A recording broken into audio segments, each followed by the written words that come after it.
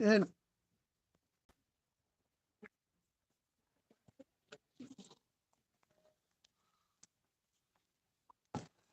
All right.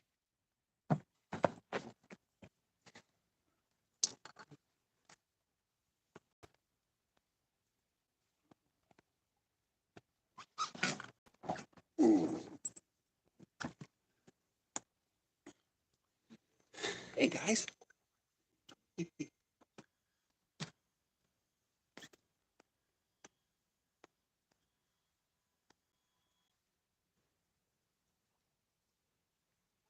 Off we go.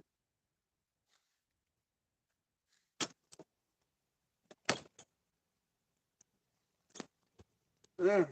Good thing your transducer knocked down.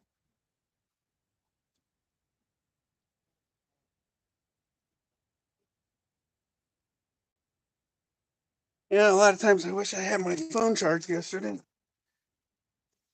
Yes. I caught just under 4 pounder, 3.8 yesterday at a large mouth. Did it on my new wake bait at 7.5 inch. So we're going to see you guys. Have fun out there. Oh yeah, well, a lot of bass in this lake. I do. I catch a lot of fish. It's probably some. I usually get one right here. Let's see if we can get one real quick.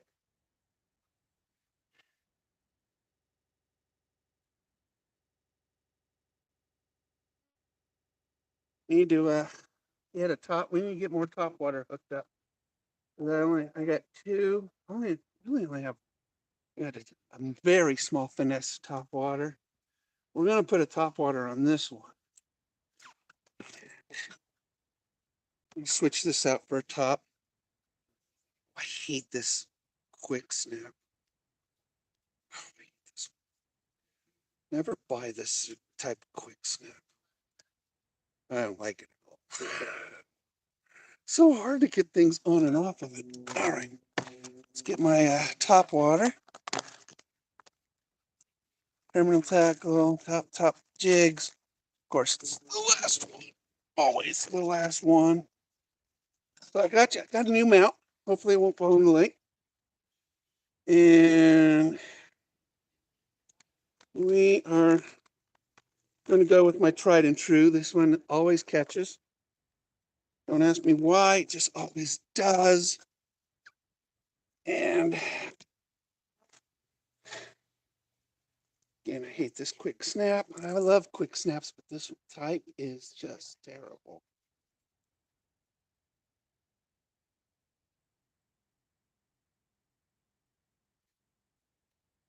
There we go. I actually did it without yelling at it. All right, so we're just going to cast that baby over there. We're going to do a top water. This is a small wake bait. That's a small little wake bait. Should get a blow up.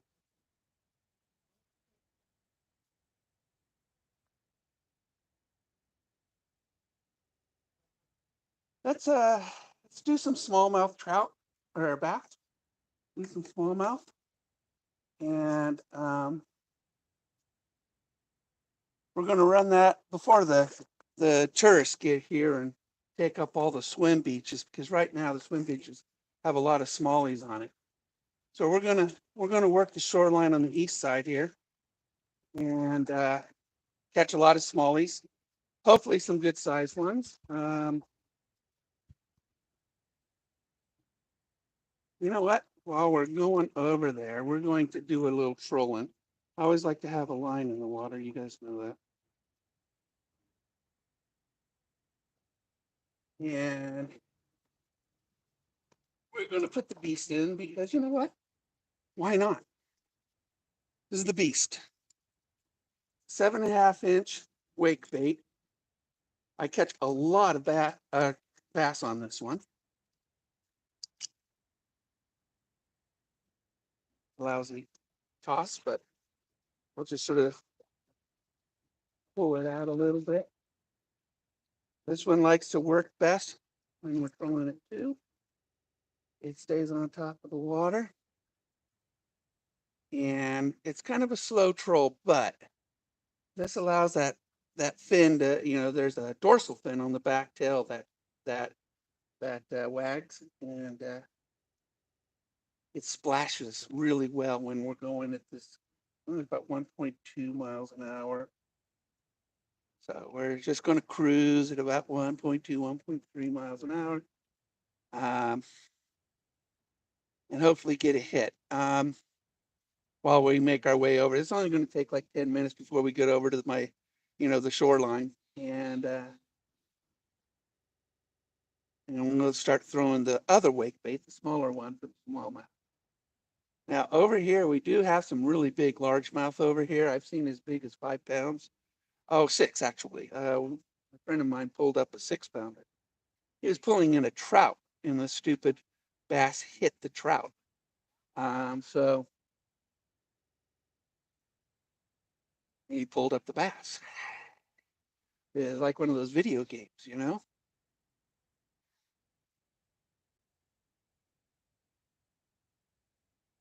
This would have to be a really big smallie to hit this thing.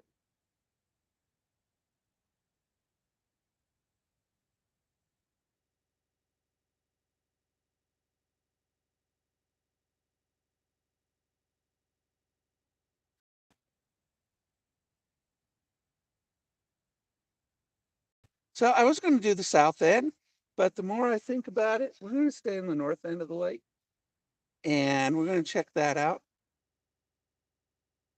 So this is my Cajun Custom. This is the Black Bayou Medium Heavy Rod. And I've got a Pissy Fun Spark Pro, which happens to be a really nice bait caster, surprisingly. It's kind of a little too glittery for me, but it's pretty. But it's a good bait caster. And I'm using a 50-pound Power Pro line, which is about 10 pounds more than what the rod wants, but that's all right. So we're working. Okay, we're actually found the shore. So we're going to pull this guy in. And now we're going to work that other wake bait right over here.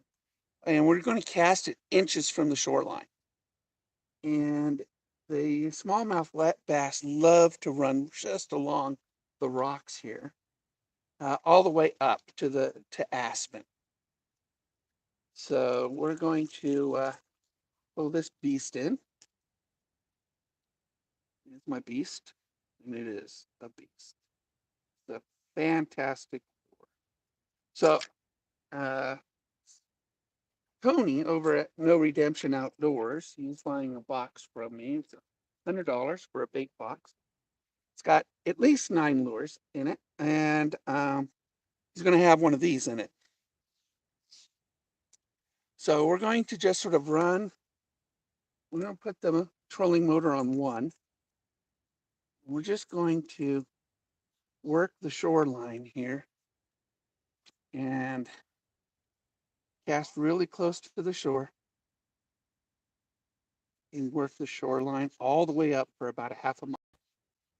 So this is pretty much going to be the first hour and a half to 2 hours of our fishing. And then we're going to move out to the middle of the lake with the beast. And we're going to hopefully catch some bigger largemouth. That's the plan. And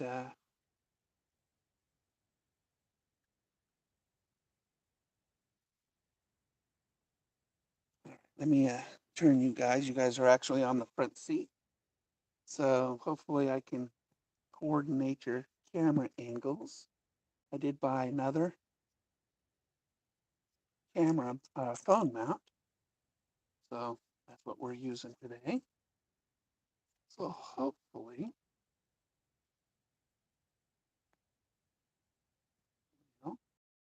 catch a lot in this little area here, not until we get over to the green gazebo. but you never know. I mean, and it's really prime territory for smallmouth right here. It's good rocky bottom. You got a little bit of cover over there.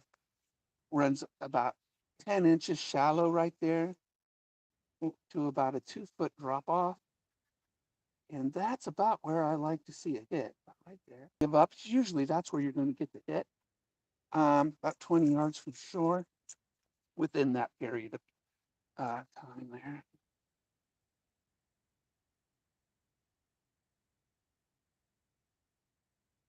And they'll just break surface.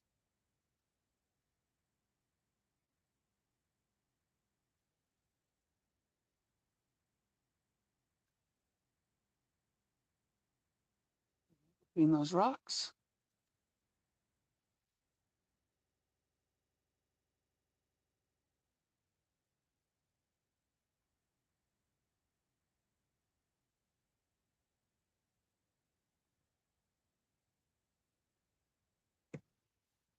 You see, there might be some right underneath the dock up here. So we're going to sort of work both sides of the dock, sort of like a fishing dock.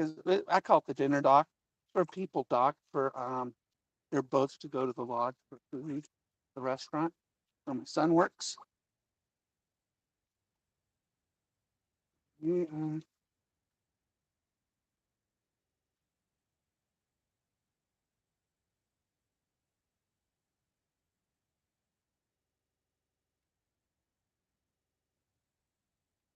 run the length of the dock a little bit.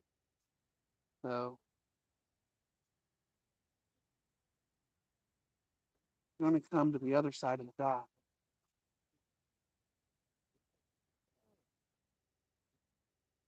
Hey guys, how's the fishing? I just started, but today's job is to beat yesterday's catch. Yeah. How was yesterday's cat? Got a 4 pounder, Dude, largemouth. That's a beast. that's a slab. It is. It's been a while since I've caught a trophy. Well, this is bass. Oh, man. You're not going to catch trout over here too easily. Yeah. This is all smallmouth right here. Yeah. If you're going to catch a fish, 9 out of 10 is going to be a smallmouth bass right here. Yeah. There's some right underneath the dock, but they're hitting top water. So if you got anything on the top, really is the best way to catch these guys. Um, and they love to be next to the shoreline and near the cover.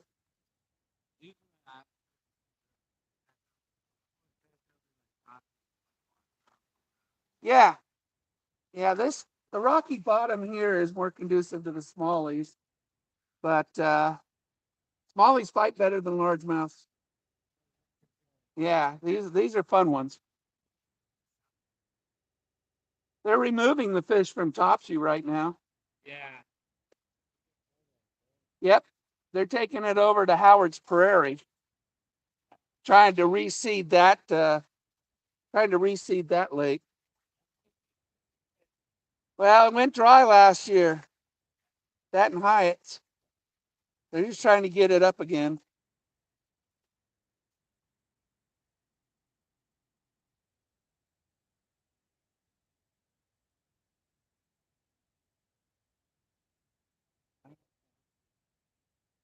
No quick hits over there. So, and like I said, usually when we get over to the green gazebo here, usually when it gets really interesting, which is about another 100 feet. So we're just going to work this shoreline here and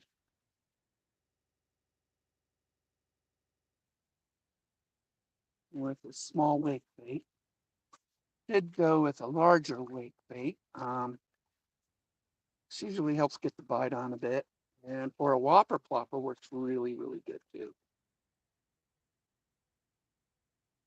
Whopper ploppers work real good, but I'm a little partial to wake baits. I don't know why. Lots of different things you could do with a wake bait.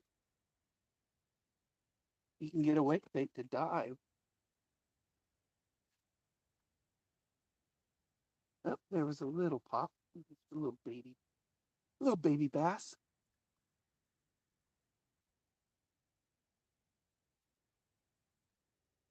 there's another one. It's a little, see, they just got done spawning here 2 weeks ago. So there's still a lot of babies over here. So you'll see, fish jumping up out of the water. Those are the baby smallmouth bass.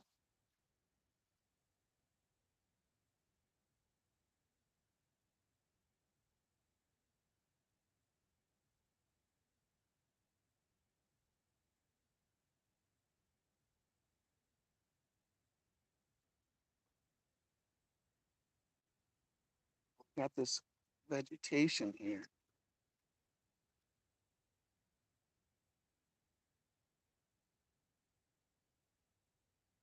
Chirping is an osprey.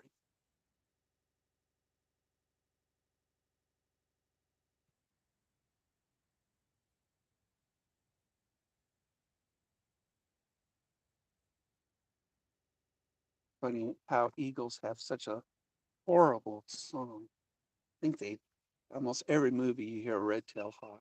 Yeah, it doesn't matter if it's an eagle or not. The sound guy always puts a red-tailed hawk cry on birds of prey.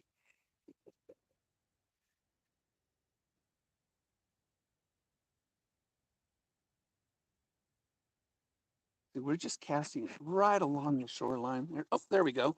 There's one. There we go. We got one. The green gazebo. What'd I tell you? What'd I tell you? That's what I tell you. Always the green gazebo. So, oh, it's a largemouth. Oh, there he goes. All right, we let him go. Little guy, about a 6-incher. Shocked. Should be a smallmouth. He fell off the hook and boat, and I kicked him out.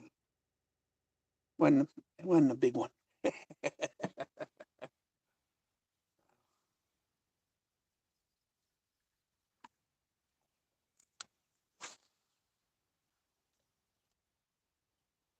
Right along. I mean, really, they hug the shoreline. Just hug the shore.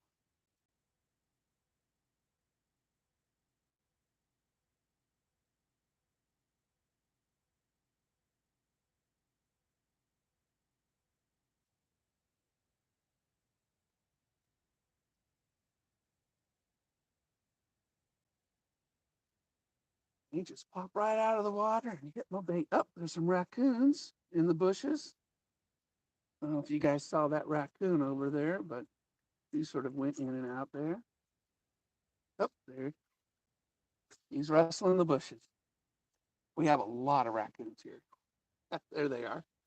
Underneath that log there on the shore.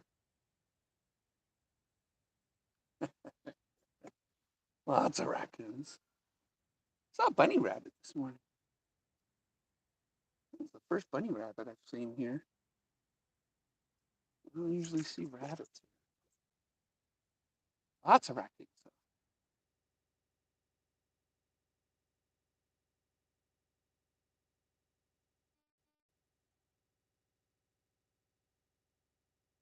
Feet off of the dirt is what I'm doing.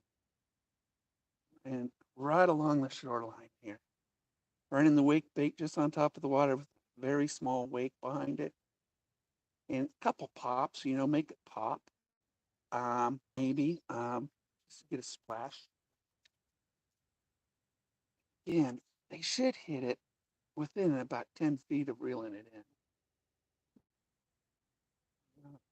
Sounds maybe impatient, but it's just the way it is.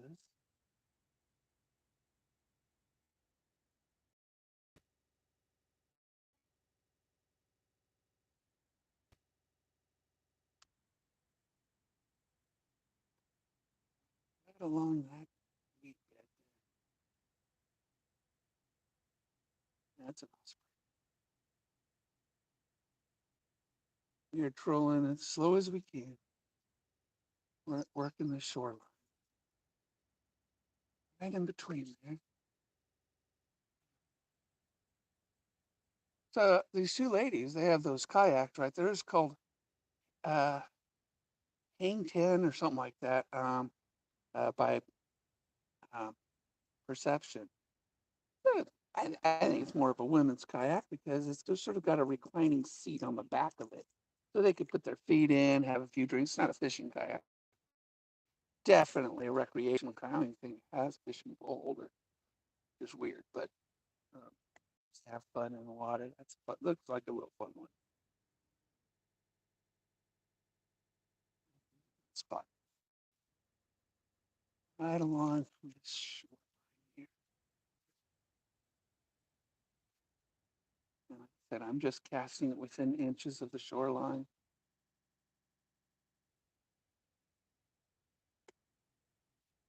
We have a little bit of cover out here. There's a down tree out here that I like to fish, right? And there's a fish hiding. You put this area right here.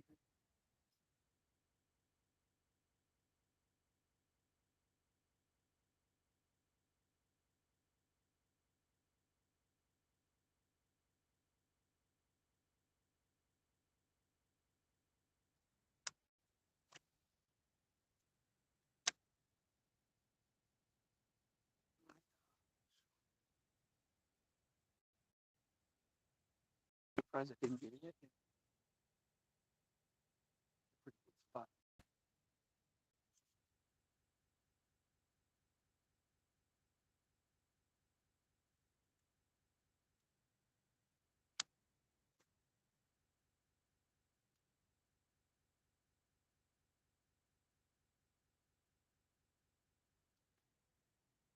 There's a baby that jumped right. A woodpecker.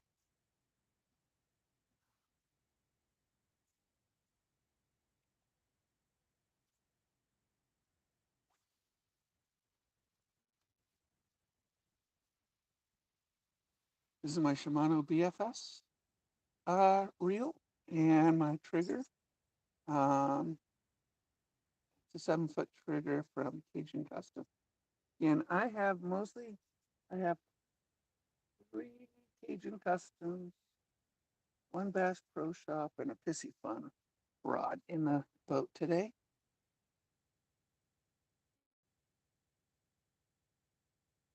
I have a crappie rod that's also a Cajun Custom. I left that in the truck.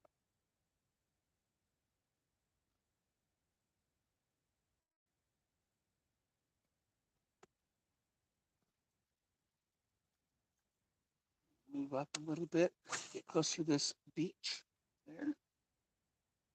You can get a smallie hanging out over there. And then we got a lot. Oh, there we go. There's one. We got another one. All right. This has got to be a smallmouth. For a little guy, he's fighting pretty good.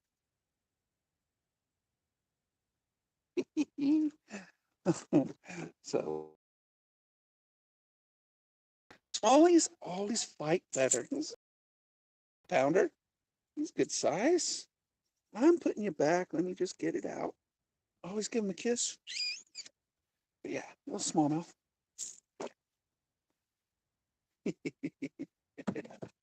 I love smallie. I'll tell you, on an ultralight rod, you go smallmouth fishing, everything feels good. Everything feels good. So he hit that nicely. Let's see if we can get a few more over here.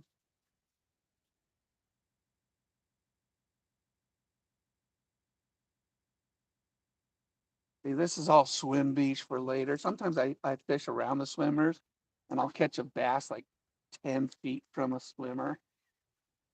Always fun to watch your face.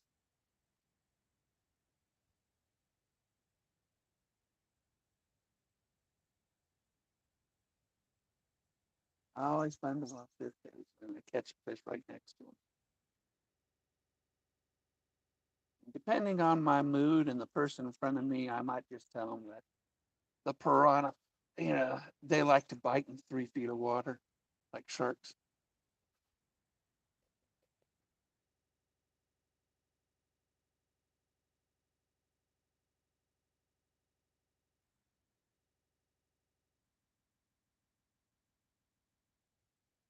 Really is a great little bait. I don't think I'll ever give this one away to a kid.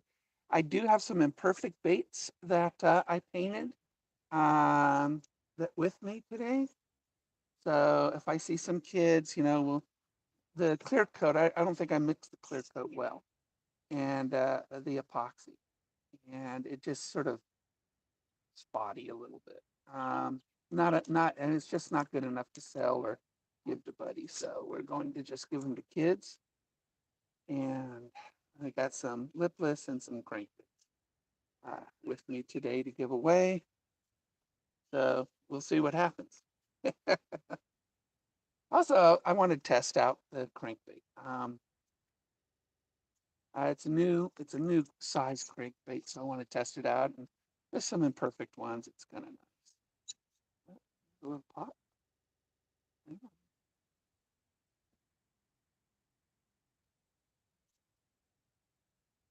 There's vegetation right along the shoreline right here.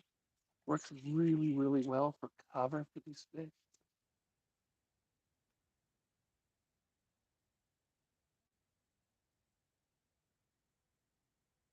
Boats here. You have a little cover. These are people that just didn't want to pay a slip fee. So they really take a chance, especially with a pontoon boat like that, damaging your pontoons on rocks. A lot of tree down. Oh, there we go. We got another one. We got another one. All right, we got another one. Um, another. Oh, it's a largemouth. This one's a little largemouth. Before his mouth gets large.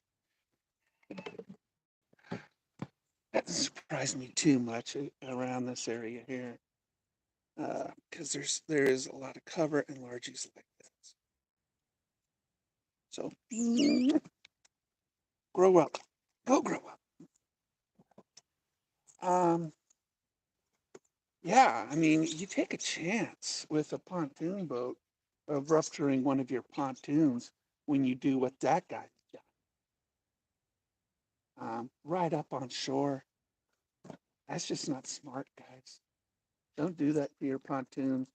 If anything, set a mooring buoy out offshore and just paddle in on something. But don't do what that guy did. Yeah, it's not a high end, you know, pontoon boat. Still, it's $30,000.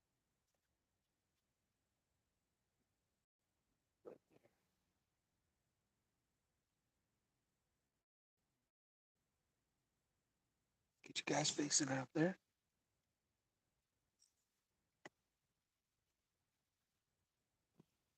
Got some fish right here. See those little baby ones? Those are baby smallmouths jumping out of the water right there. Kind of fun, huh? You don't want mama, papa.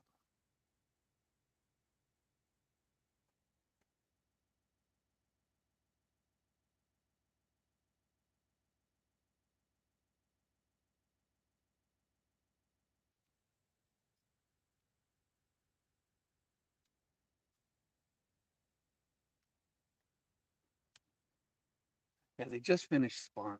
So it's like, I know everybody else in the United States had their spawn in like February. Not us. This lake was frozen, up until middle of May, June. So it was like we just had a very, very, very late spawn because the lake was frozen. We had a great winter here. We needed. There were lakes that ran dry and fished out. Not too far from here. This is a natural lake.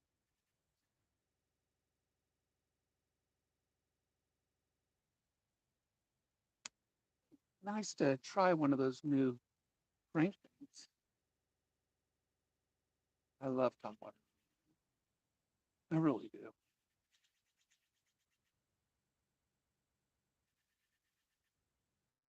But I have to test. So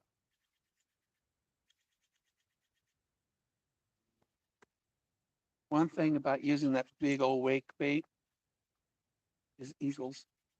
The eagles love to dive down on it, and I have to yell at them, I have to look up a lot more than I do down when I'm using that big wake bait. Because the eagles just go for it. Bald eagles, ospreys.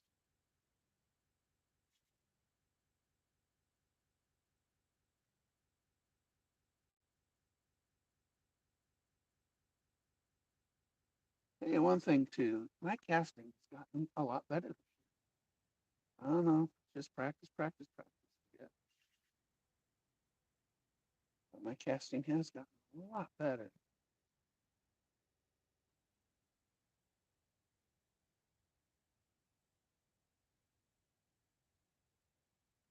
Catch trees every once in a while. A dock, a boat, but still, as often as I fish, there's little fish jumping out of the water. Those are the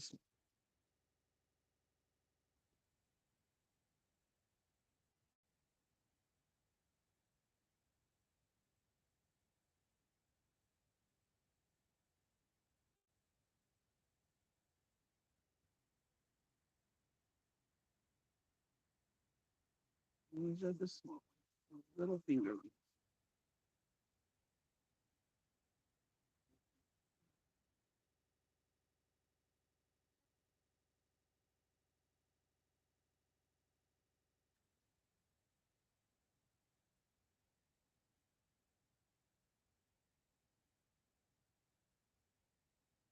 Try not to pop somebody's inflatable.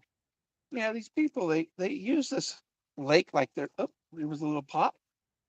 There. Oh, we got a good one there. We got a good one. Did you guys see the explosion? You guys see it? I hope you did. You were in camera. So we're just gonna tire this guy out. Remember, we're working with 4 pound test. He's just a little guy, but still. He's about 3/4 of a pounder, maybe a 1 pounder. So he blew up twice on it. Bit the second time. So fun little fish. And you can't get yourself too excited when you're working with ultralight gear. So, oh, he's upside down, but you're a good one. There you go. It's a nice smallmouth. So, what was I saying? I don't know what I was saying. Somebody's weight's coming in.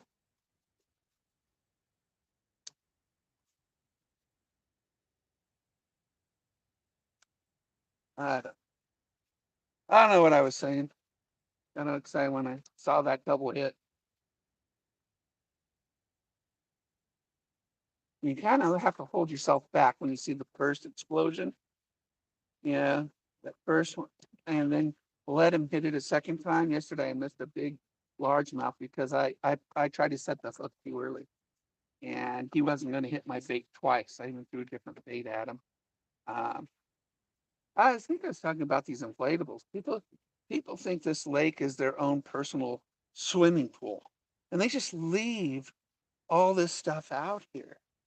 I would never do that myself, but that's what they do, and it's not a swimming pool. All right, it's just not a swimming pool. So these inflatables that they have out here are just, well, I almost call it pollution because it's just unsightly right in between these two, the inflatable and the boat. Try not to get that line. Good. And that's something else. It's dangerous with all these boats. The anchor lines that they put out. This guy's got 2 of them out here, and then he's got his one on shore so he can pull his boat in. It's smart. It's just not. It's just dangerous for swimmers. Um, like I said, this is not your own. This is not your private lake. This is a lake for everybody. So don't try to take ownership of a piece of the lake because you got a boat.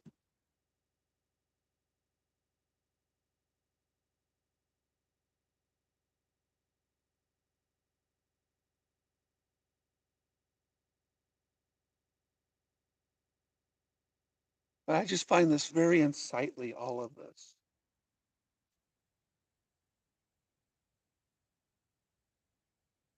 Wish these people weren't here.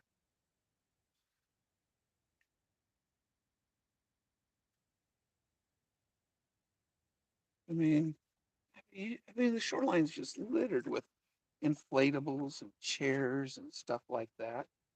Kind of ruins, it soils the experience a little bit.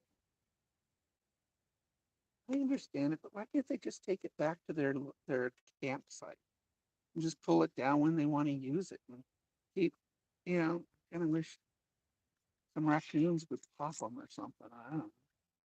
Come through and the raccoons pop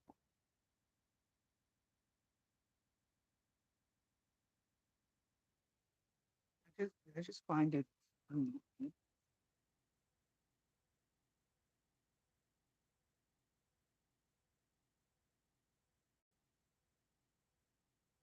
Okay, and this guy. But this is what I would do, but I wouldn't have such a long anchor line for him way out here. And a boat or somebody can cross that anchor and foul up their engine.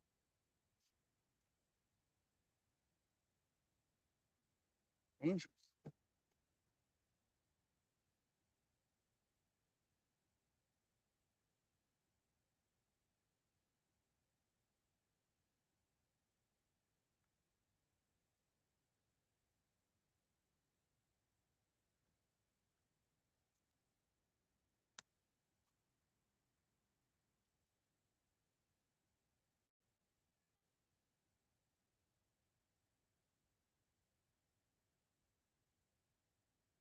Serenity.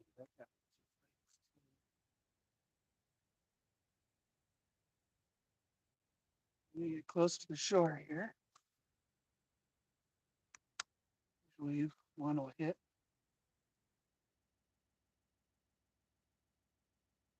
Come on, you could do it. There's a nice little outcropping here too. Be real good. We're almost to Aspen Point, and that at Aspen Point, we're going to do Aspen Cove just a little bit, and then we're going to hit the bush. Then we're going to go across the lake for some largemouth. This is all smallies for the most part.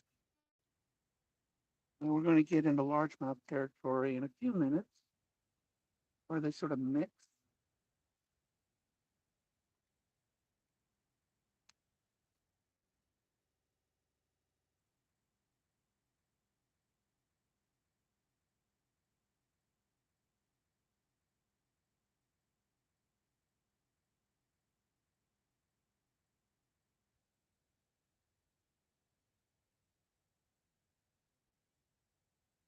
Little outcrop.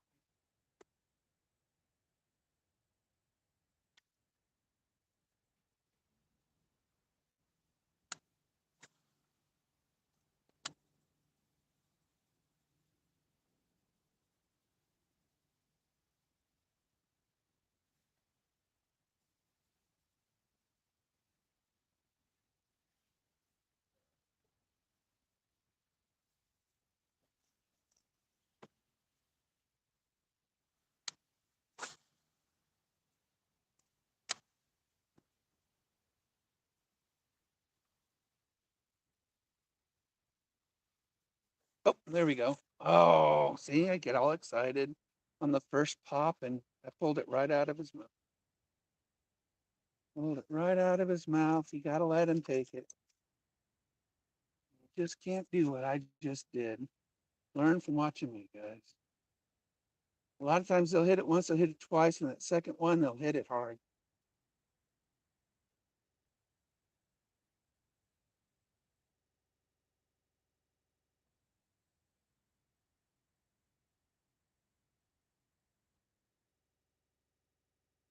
So this rod's got 6 pound test on it. Fluorocarbon P line. I like the P line line for my fluoro. Oh, there we go. We got him. We got him. Oh, we lost him. was a small smallmouth.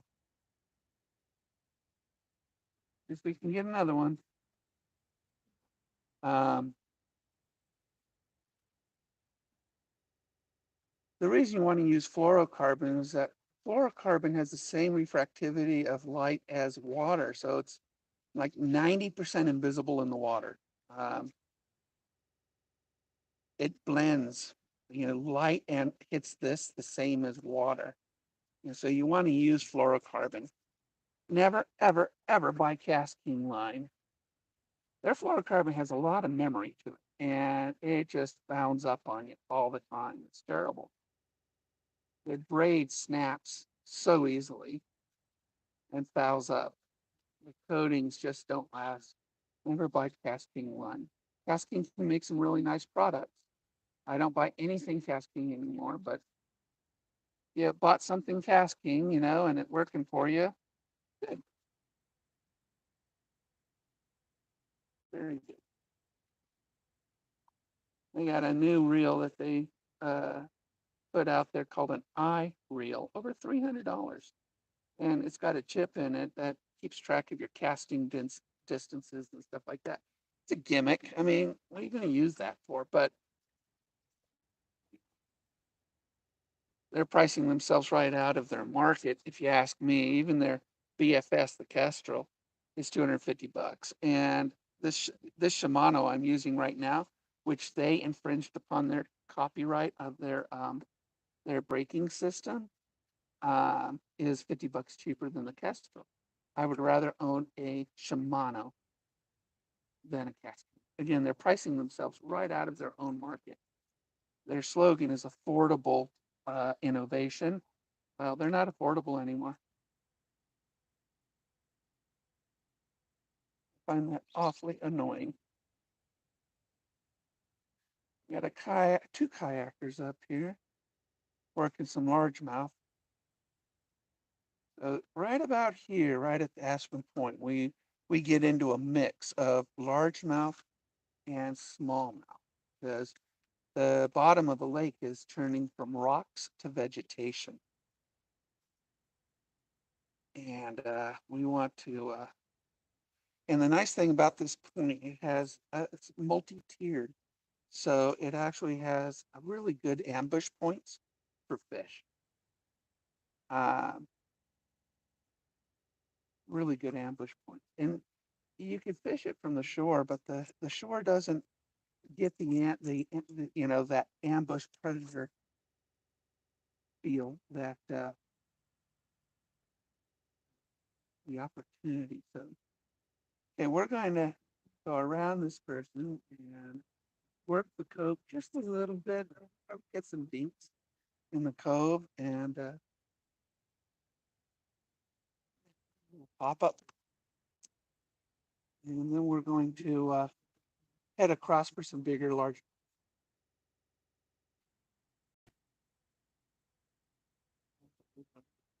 And we're going to use Beast. Beast is best bait I've ever used for big, big, big largemouth. All right, this is the last cast over here, and then we're going to go across the lake and work larger largemouths than these small ones.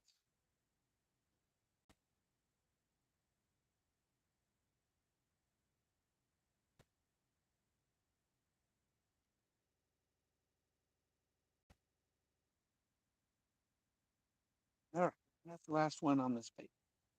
So we did good with that bait. We got a number of smallmouths and largemouths. This bait always catches, always. So I'm going to go with the Beast.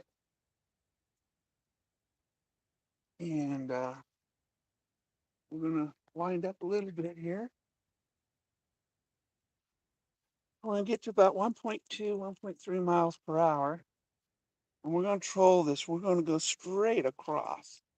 So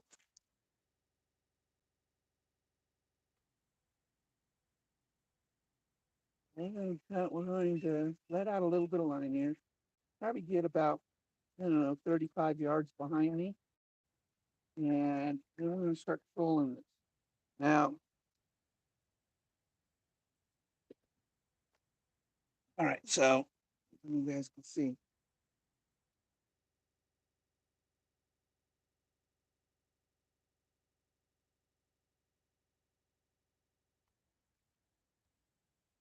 So I bought these seats and they come with the worst foam ever.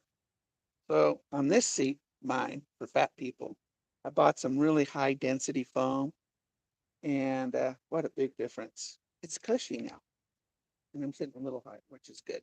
So I'm aiming for the Boy Scout camp from Aspen Point and I'm going straight across here.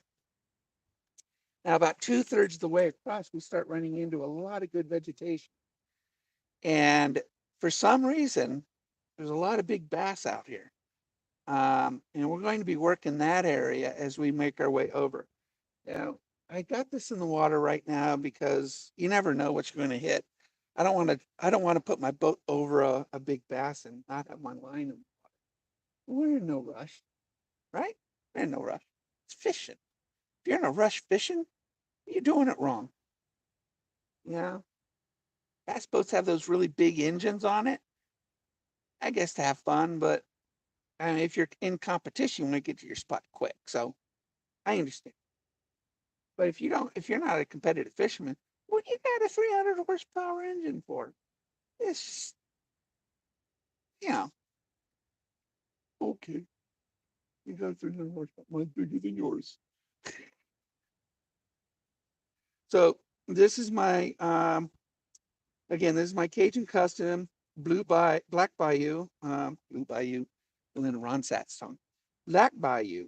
Um, it's a 7 foot medium heavy, and I've got 50-pound Power Pro braided line on it. I love the Power Pro. The four strand is just. I've never had a problem with it. I mean, you got to switch it out a little bit, but nothing unlike anything else. I mean, when I go with an 8 or 12 or 13 strand, that coating on it and stuff, it sort of wears off. And the Power Pro line really works very, very, very well. I would recommend Power Pro to all those that want braided line. And if you want fluorocarbon, get the P line. P line works really good. And you pop it every once in a while just to get a good splash. The lake is just crystal clear. I mean, look at this. I mean, look at that.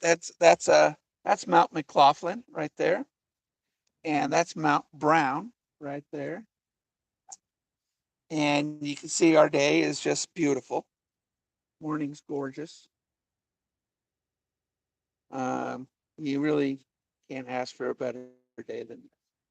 Supposed to get about 92 degrees today. Comes a skier.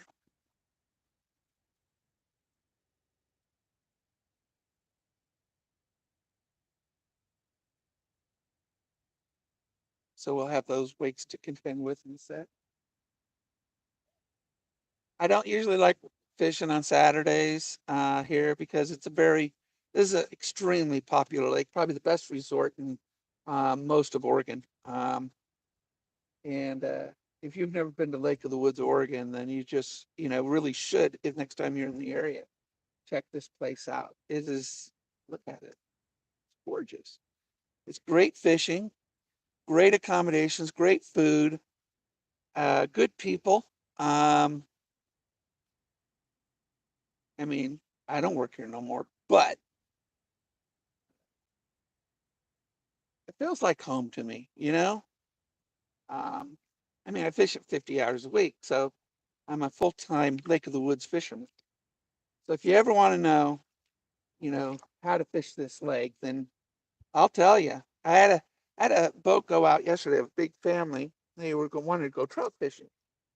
So I told them, how to do it.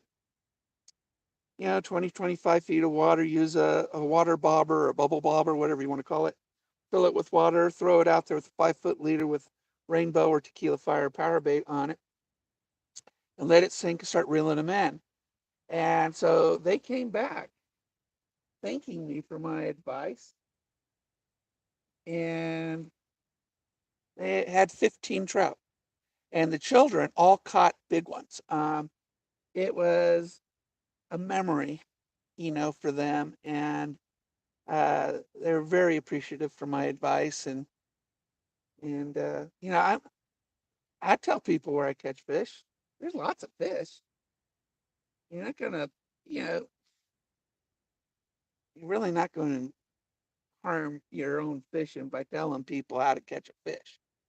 Uh, some fishermen, they don't like giving up their trade secrets, but to be honest, I like to trade my secrets. So they don't.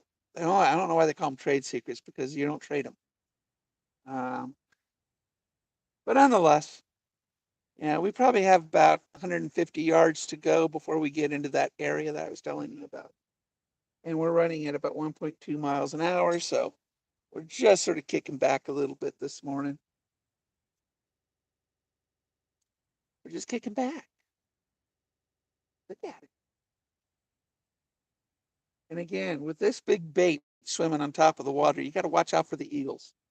Um, Usually I'll hear the chirping and whatnot, or the tweeting of a bald eagle, or the chirping of a osprey. And, yesterday they were diving down on it, and I had to pull it in, wait for them to leave the area, throw it out, and then they'd come back, and I'd yell at them. And oh wow, what can you do? What can you do?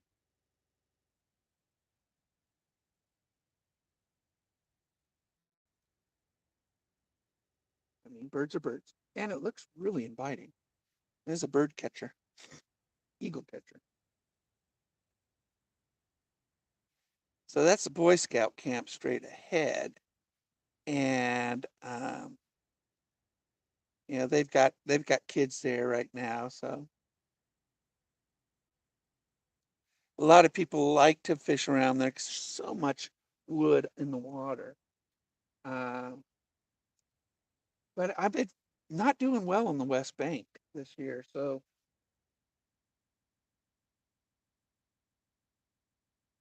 we're going to stay up here for about an hour, um, and see how we do. I throw the spinner out, but there's so much perch out here. The perch just like to nibble on that big trailer on it, and it's really annoying because you feel like you got a bite, but you know,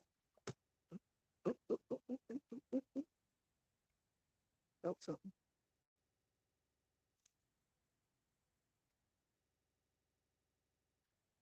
Perch nibble. Um, they're not going to get their mouth around that 4/0 hook, but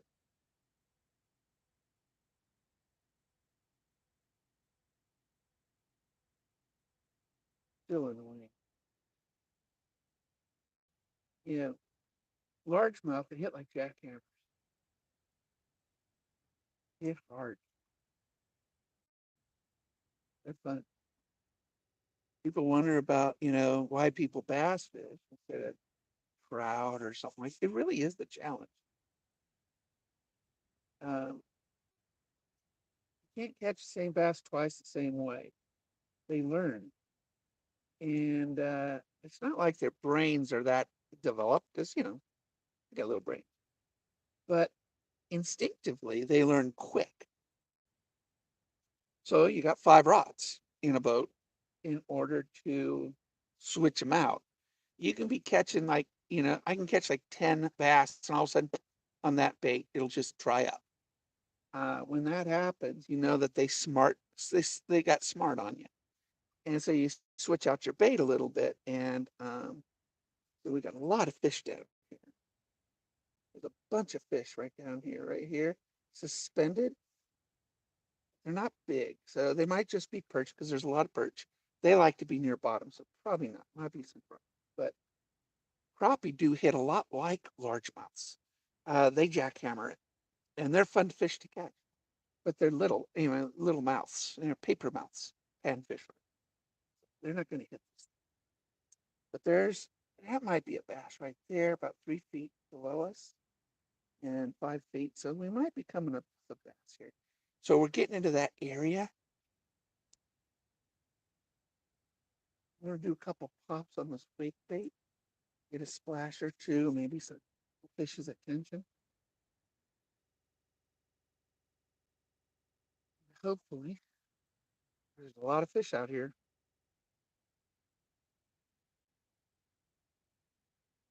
A lot of, I have some imperfect jerk baits too, and I'm gonna try it.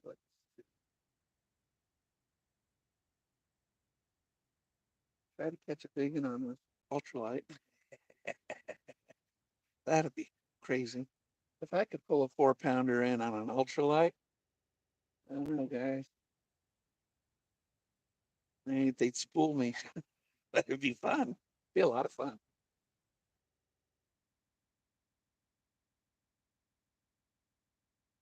We are going to do a little, a big circle here, U-turn.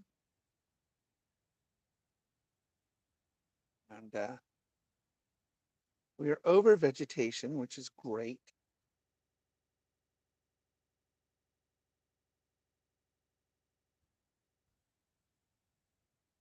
You just go over here. I'm not going to do it. I'll pull it in, turn around, and go back.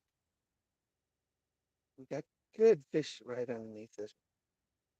So we might want to try a jerk bait or something like that, or even throw a chatterbait would work really good too, I think.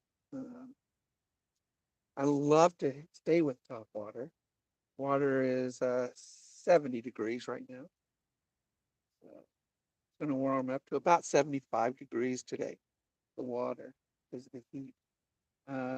We should have 75-degree water today.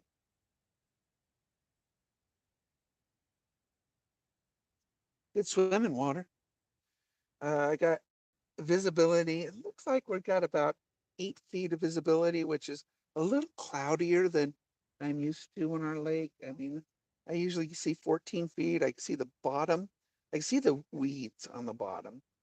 So maybe 10 feet. We've got 10 feet of visibility right now.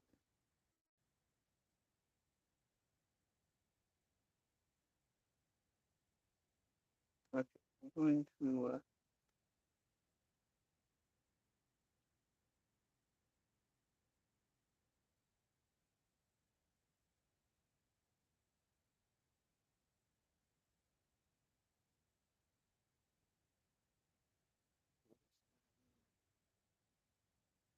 oh, there we go. Oh, dang it. Dang it. He was big. He was big. Oh, he was really big, guys. That was another 4 pounder. Dang it. Yeah, I went to set the hook way too quick. I've got the best hooks on this.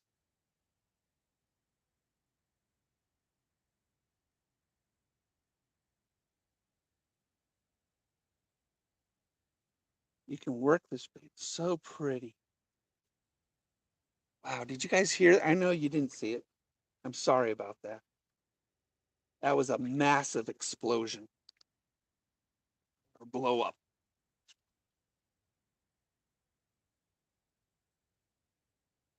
That was a massive blow up.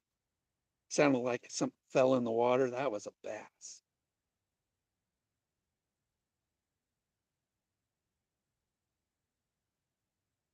Really is fun to work this way.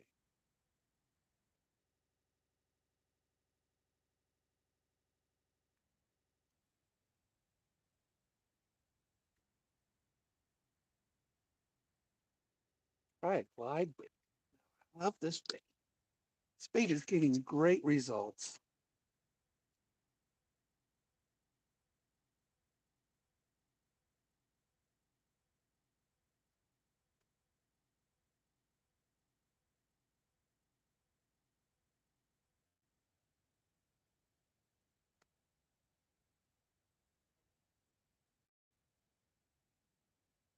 That would have been a great one.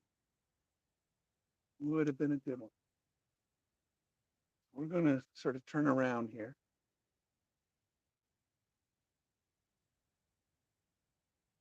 I'm going to try this again. We're just going to sort of work this 100 yards or so.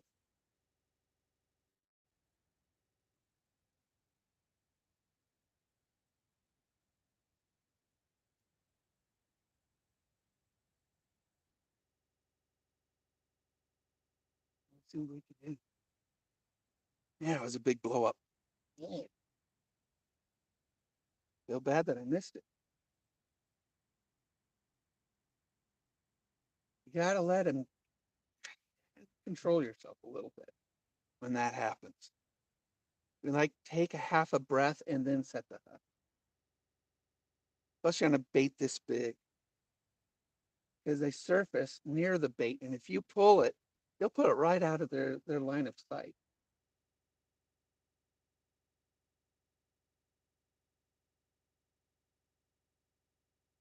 There's some big ones out here. Now it's funny that people they come to this lake, they always go trout fishing. They have no idea that the best fishing is bass in this lake. It's not trout.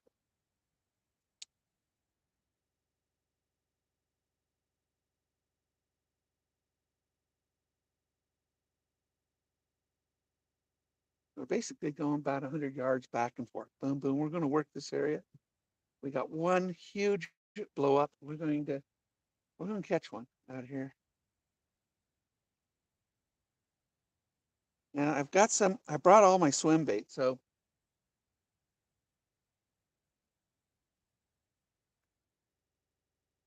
I just love top water. I really do.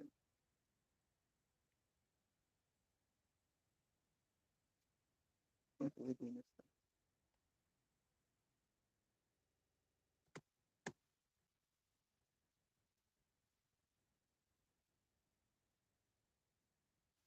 You change the speed of this wake bait. It just splashes really good. It really is very attractive. It looks so real.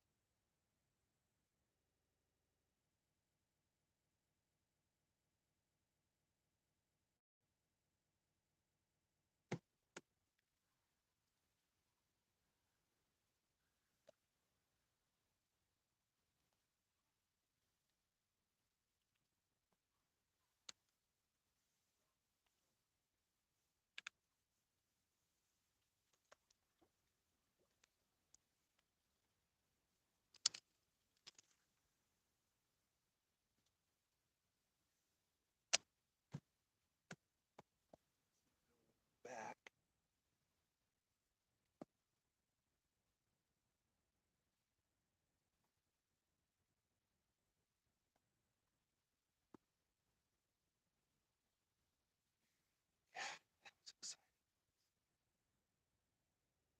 You know, one of my viewers says, "You only catch small fish because I like ultralight. You seldom see me work a medium, heavy rod. I mean, unless I'm working lily pads or something like that. But I don't know. I guess the big question is: would you rather catch 51 2-pounders or one 6-pounder? And I guess there's a day for each.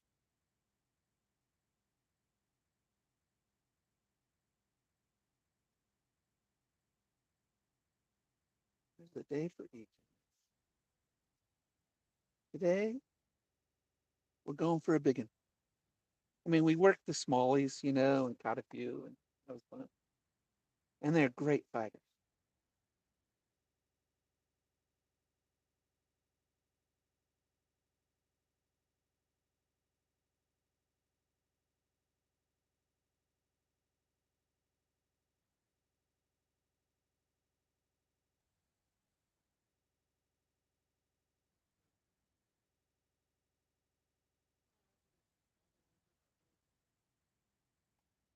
Fish, right? They're all my fish.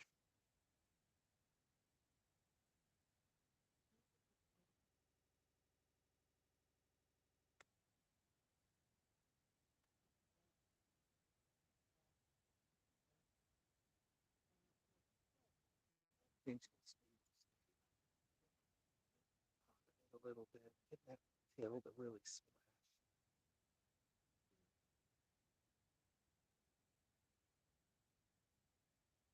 Uh-oh. We got an eagle. We have an eagle. We got an eagle. No, no, no, no, no, no, no, no, no. Stupid. That you got to keep your eyes up too. I mean, that osprey would hit this bait in a heartbeat. Now we got to wait for him to go away. So, go. He's circling.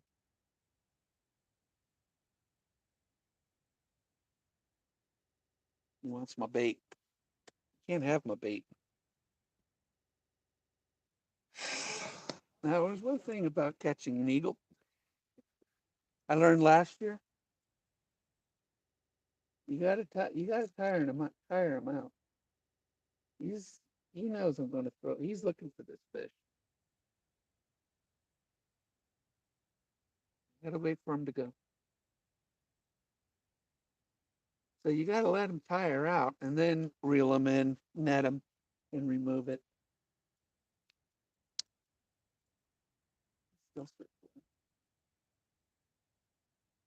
He turned right.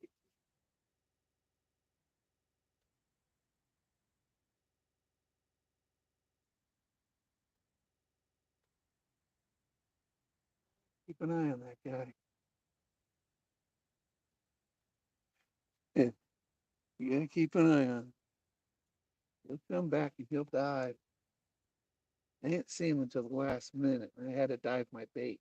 Nice thing about wake baits too, you can dive them. See, he sees it again. Here he comes again. Stay. He's right over me now. This eagle. See, he's gonna bother me right here. Right here. You just gotta wait him out a bit.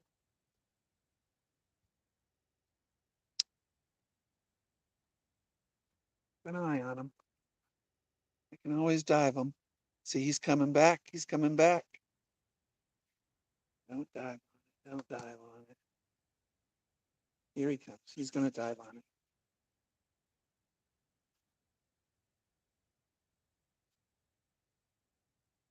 I'm fishing around an eagle right now.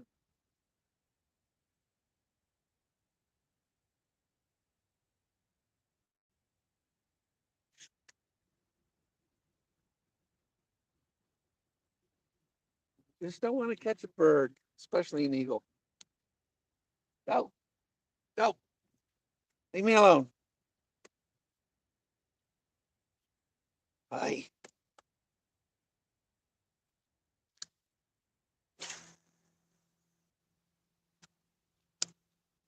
Oh, he's splash.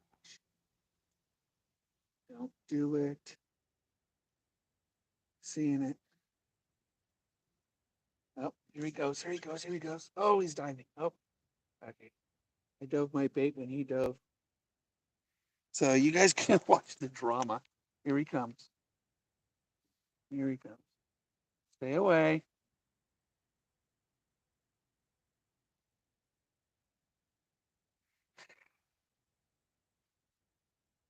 Terrible at fishing versus an eagle.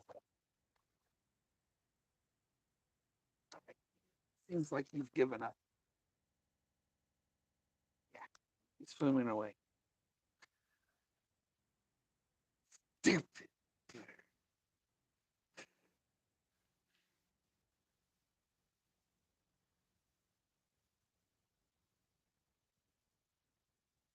Hard to catch a fish when you have an eagle chasing your bait.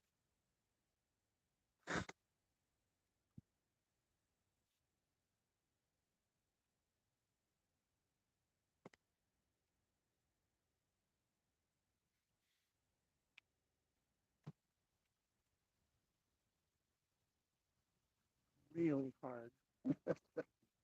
He flew away, so I don't see him.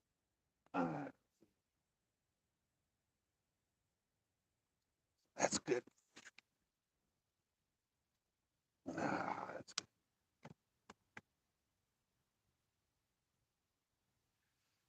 Get you guys me back in camera. We're gonna troll it this way. We got the eagles gone. So you search my videos for osprey, and you'll see us how we saved a osprey last year. We dove on a bait.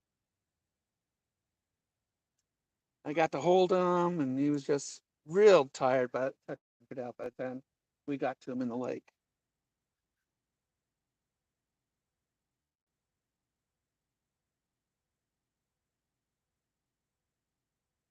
Then you get your seagull, which I also say I caught a bird was the name of that video. Yeah, that's a seagull. You just reel them in, unhook them, and let them go. Seagulls can't hurt you, but an eagle can hurt you. You had to get him plumb tuckered out.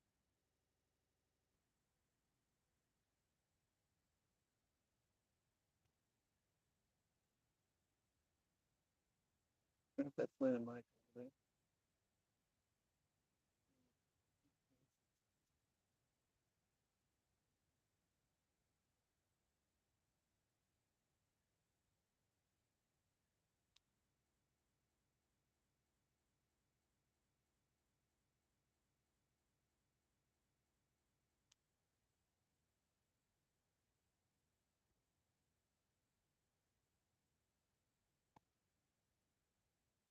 Could go with a shot, a square bill, swimmer, and get it down a little bit. That allow us to. But top water is so much fun.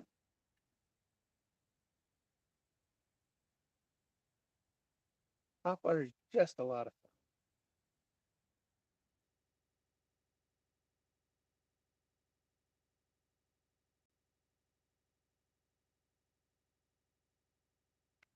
You have good vegetation. Where there's grass, there's bass, right?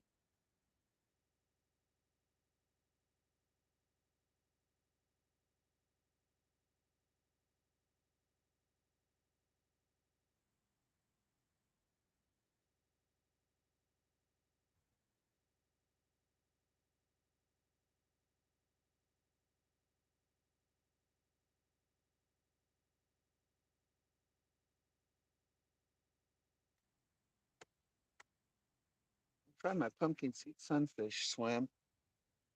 It's a good bait.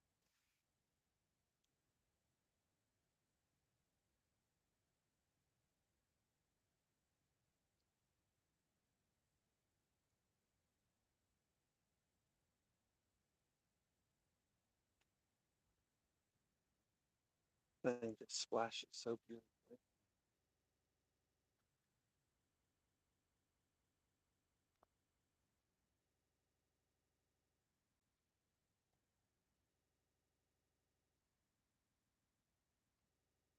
It's a great, great bait. I'm gonna try a different one. I'm gonna see if they smarten up to it.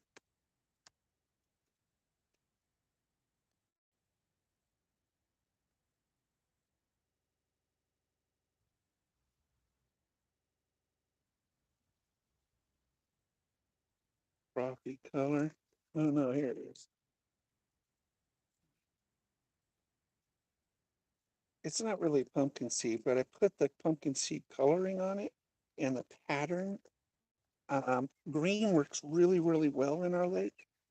I don't know what colors your lakes are partial to, but we are.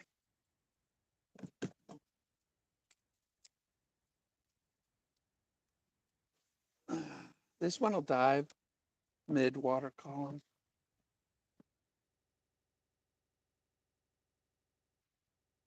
Just gonna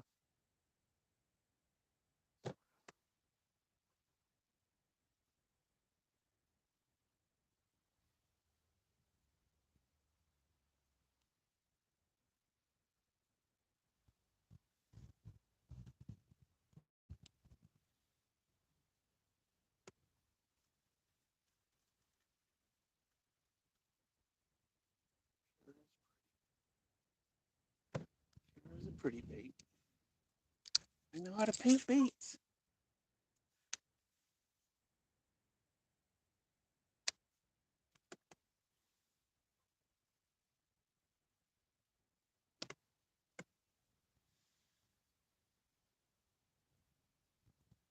Every bait I paint too, I really have this lake in mind. Just like anybody, I guess. You paint what's familiar with you and what works, and cross over to other lakes, of course. But if you live locally, buying my baits are probably, well, pretty much a guaranteed day. There is a $100 box at the $120 box at the store. One more of those, and then I'd just be doing custom boxes for people. That's got a beautiful swim bait in it. Oh, it's all silver, gorgeous. Talk about a guarantee.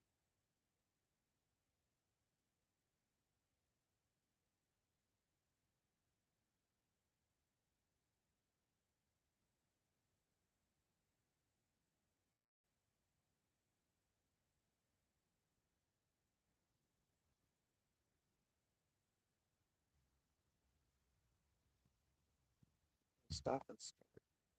We are barely crawling, so I just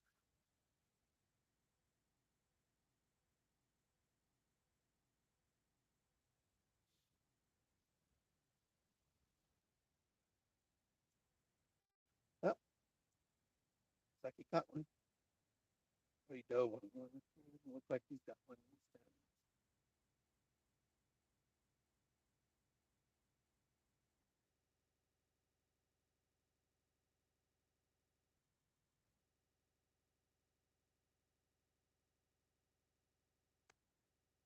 We're gonna do a big U-turn here. We're gonna say just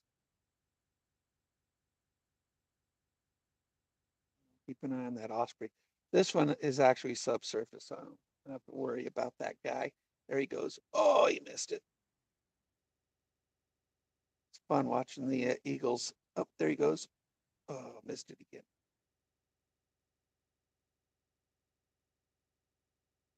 Another good thing too is to see where the eagles are hunting, and you'll get an idea of where the fish are too, because they can see the fish, especially the top water stuff.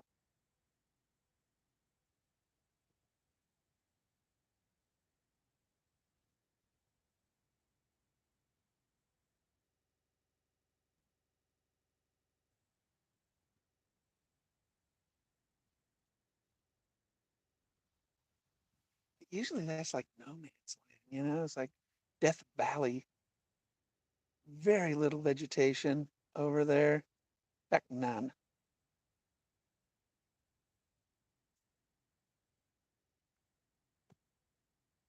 You got good vegetation here.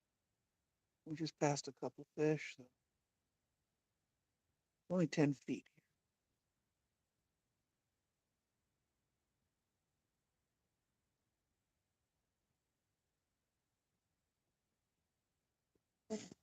More free.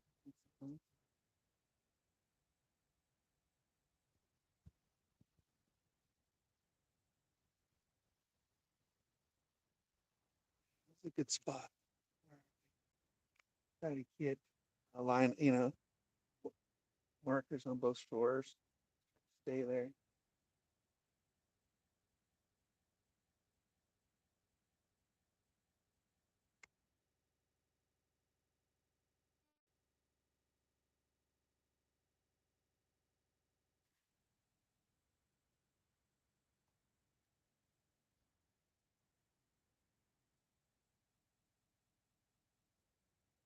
Go back to my top water here.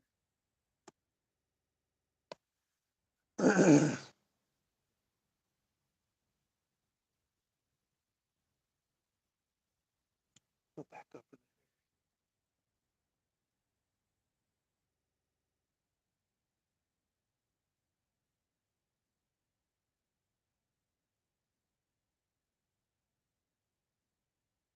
We're fishing big baits today, guys. Big baits.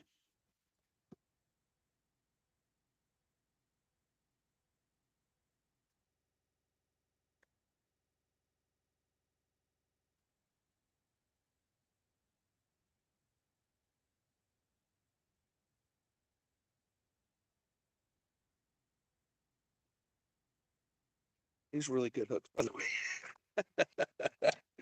way. Easily pierce your skin. Easily pierce your skin.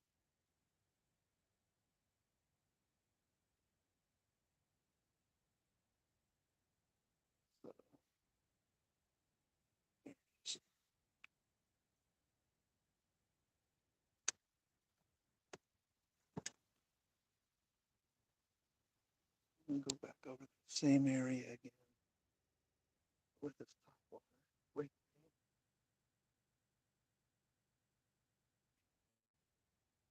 this rod's really not built for this heavy a weight.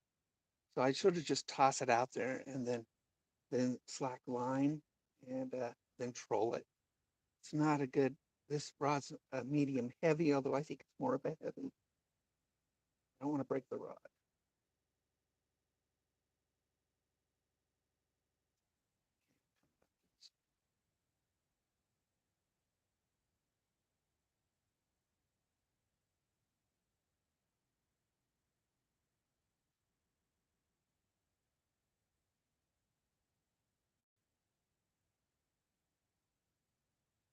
One for big, big fish.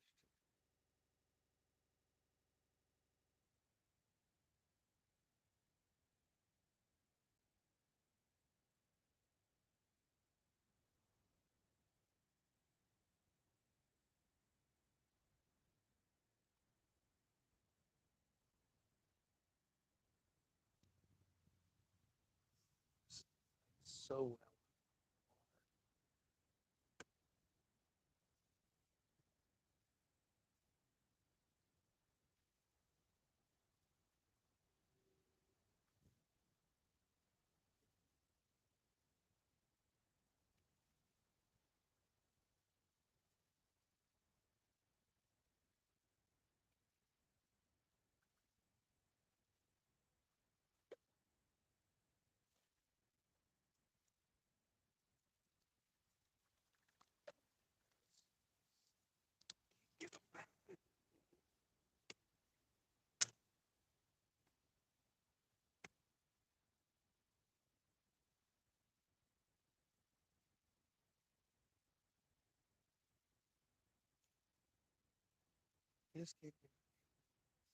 Definitely buying more blank.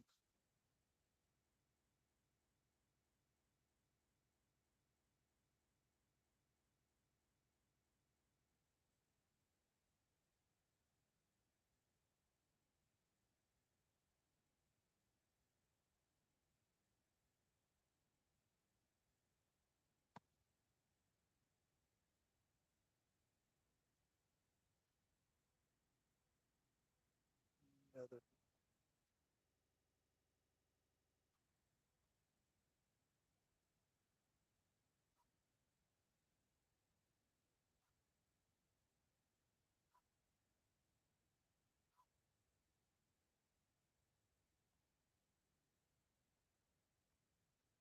I don't know if we caught one yesterday and we had a big blow up today. So here, you just gotta be a little more patient.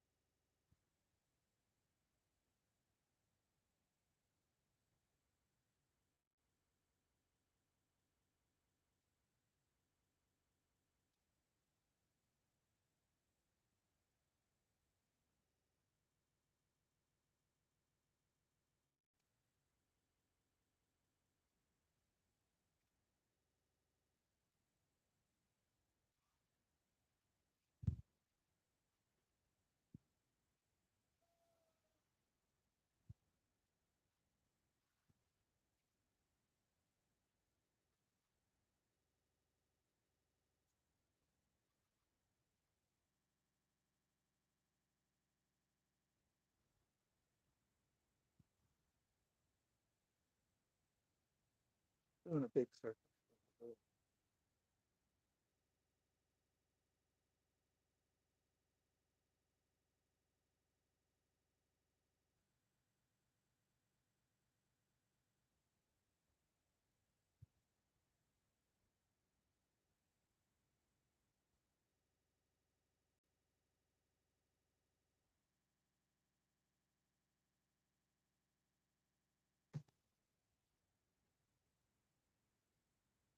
Yeah, one eye up in the sky, one on the fish finder, one on there.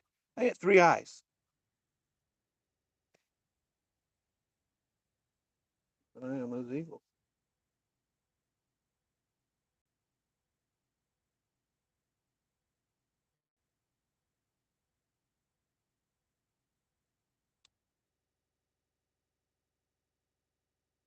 Going for a personal best today.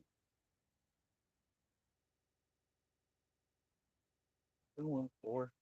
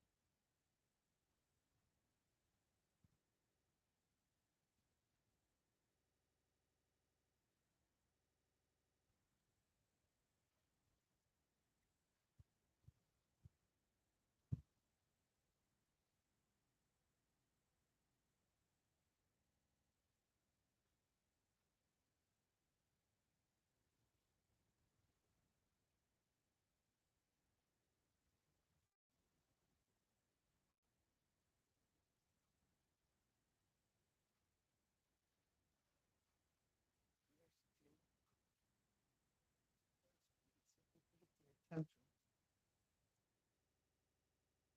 Thing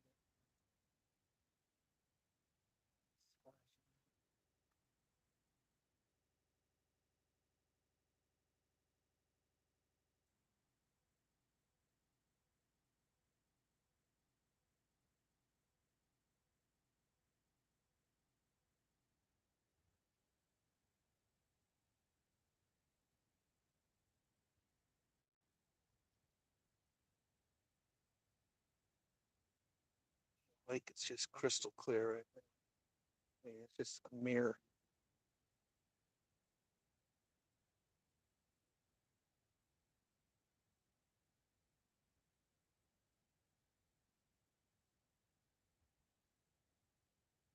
Try a big spinner.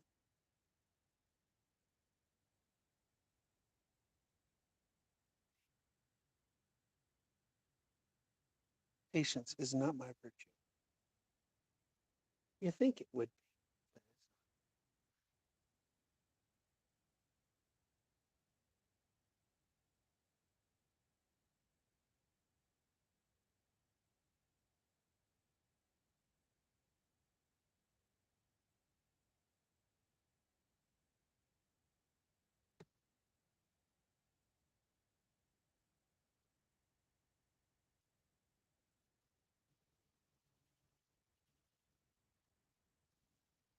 Crazy thing, one thing about fish finders, they tell you what you're not catching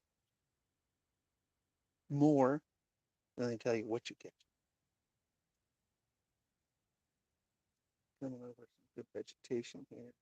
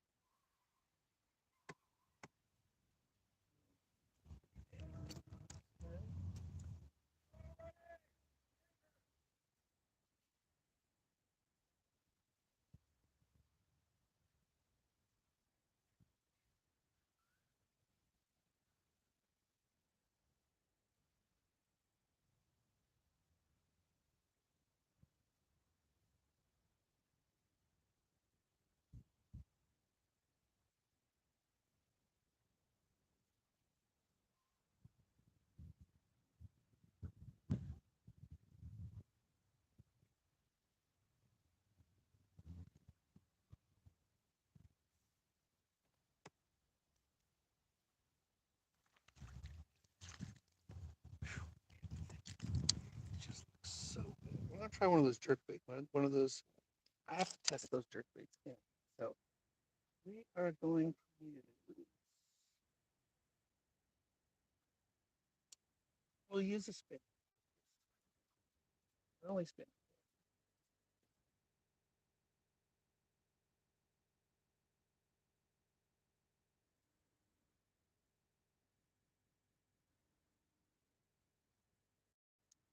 I added a few more. I have 8 rod holders now on this thing. But I only have 5. But I got 8. So this is a small one.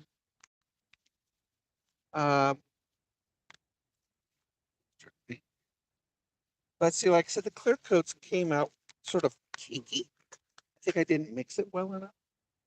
And I can't sell them.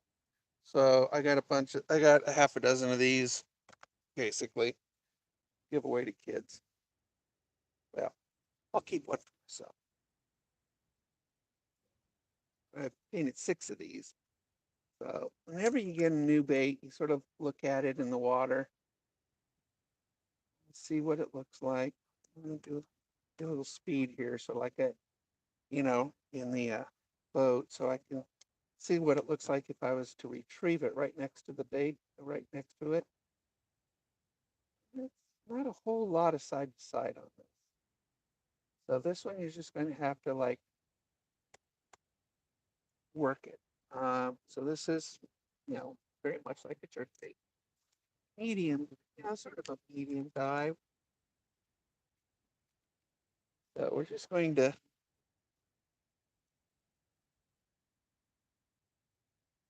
gotta twitch it, get it to change directions a little bit.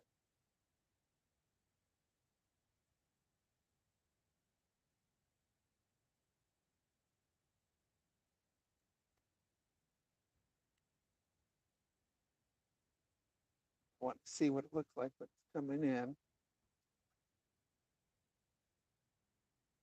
Let me see if I can get a really fast retrieve on it, see what that looks like. So we're going to put the boat at about 1.3 or 1 mile an hour, and I'm going to reel it in sort of medium, adding that speed of the boat. I just want to feel it and play with it a little bit.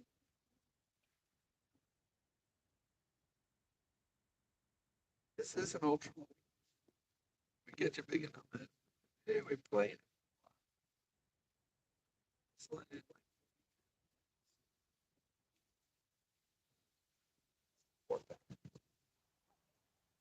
And yes, you can catch a 10-pound fish on a 4-pound test. You can catch a 100-pound fish on 4-pound test. Requires patience, good rod, good reel, and skill. I've seen tarpon on 2-pound tippet. And so you can just catch any fish on any line.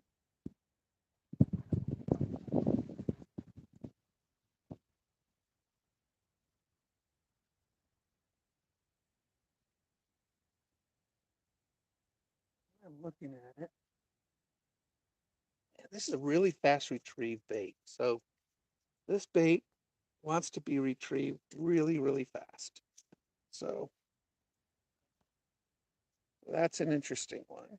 So there's another jerk bait here, bigger. I want to try. Again, it didn't turn out very well, so one for me, one for someone.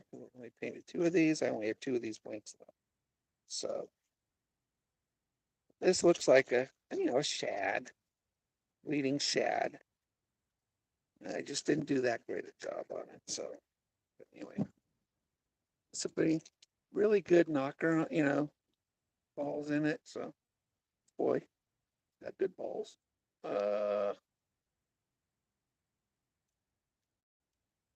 We'll pop this on. Now we're going to look at it in the water.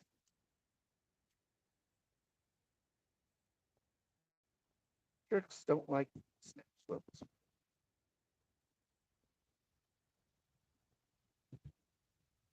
Good side to side on this one.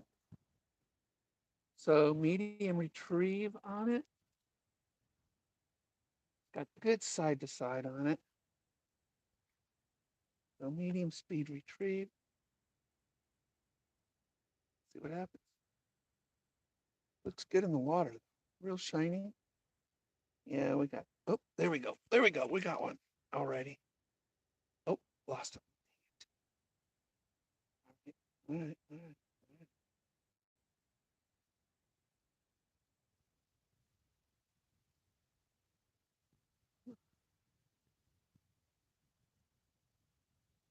Bleeding shads, it's kind of what I painted that big one with, that pattern. So I also put a little bit of a airbrush of red on the belly of this.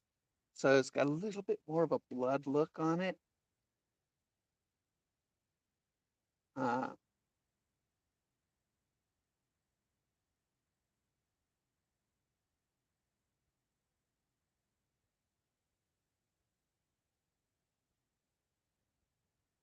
so it's got that glow of red under the belly. Thought that would help. But again, the clear coat, I just didn't mix them. Epoxy clear coats are two parts, you got the epoxy, you got the hardener. And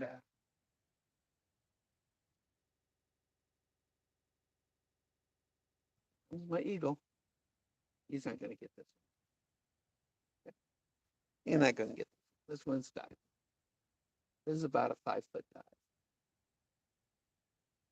Although if I catch one, he's going to want the fish. I love our eagles, but they can be annoying.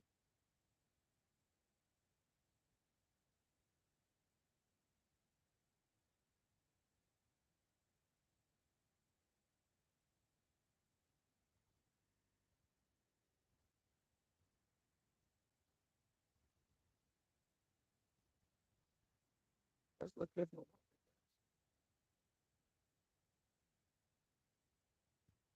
Does look good in the water. It's a good color. The silver, the blue, the red, you know, greens look good. Also lavender. Lavender baits look great in the water. Super bright. You get a magenta or lavender. Oh, they're the most. Don't have one on. They're really beautiful in the water. Bright, like they glow.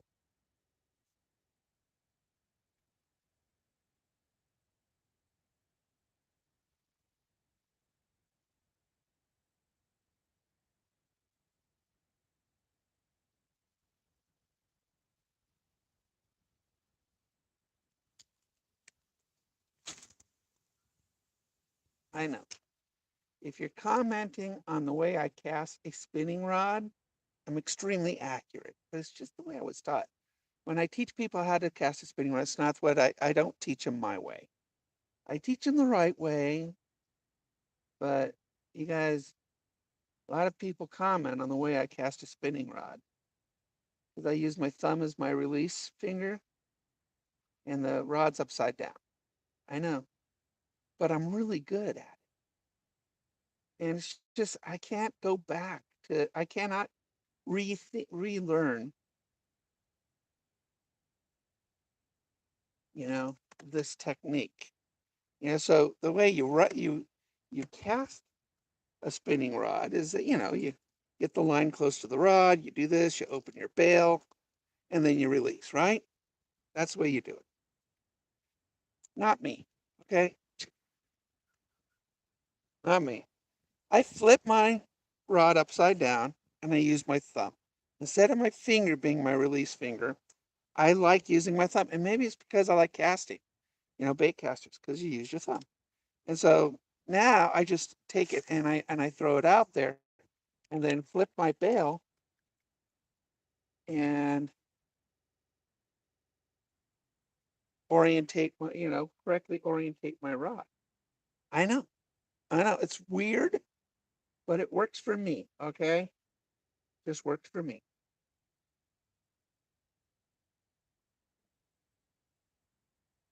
Works for me. I think it's a great way to cast, but I've had a lot of people. Oh, there's one that followed it. I had a lot of people do comment on the way I cast a spinning rod.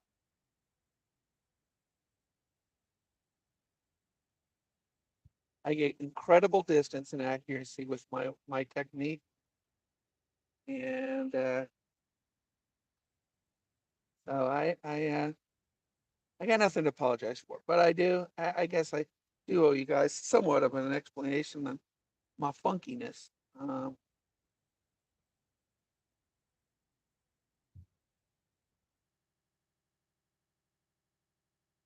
that's a good sized jerk bait. It can catch a big fish. That's a 4.5 inch jerk bait, and so it can.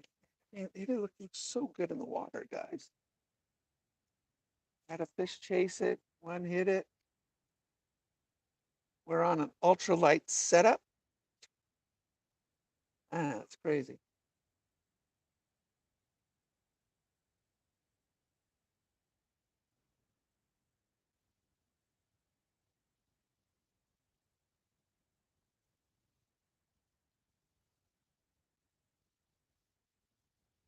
So I got my new camera mount again.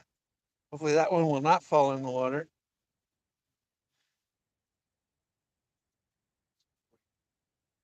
One day with that other one. I did not want to buy another one, but I did. For you guys. All for you.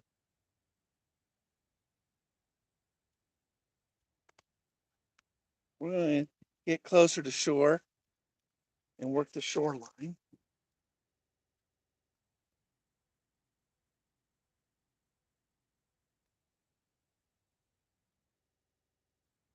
But we're going to sort of meander over there. We've been out here about an hour.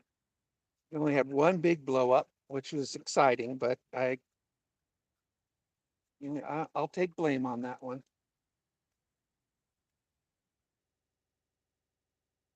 Definitely take blame on that one. I think I tried to set the hook too quick. You do top water, you just got to be fight that initial pull. Really do. Ran over some more vegetation. I saw some fish, so we're just going to work this jerk bait over it.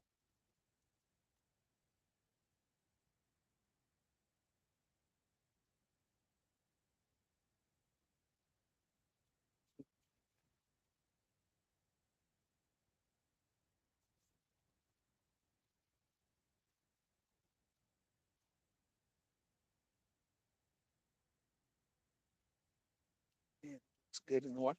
This is just about as right. It just, I wish the clear coat came out better. I think I messed up on the clear, mixing it, and I just messed it up. I mean, I put two coats on it though. This bait's gonna last forever, and it will catch fish. It will catch fish, so I'm not too worried about its effectiveness. But when you sell a bait, you want to make sure it's perfect. I mean, in the end, all you want to do is catch a bait,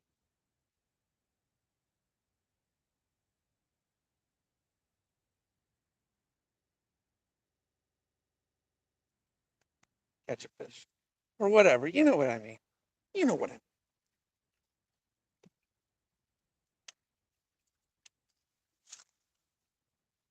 I know. It's the way I cast. It's the way I cast. So now we're going to come in closer to the Boy Scout camp. And we're going to work this jerk bait because I think this jerk bait is going to work really well.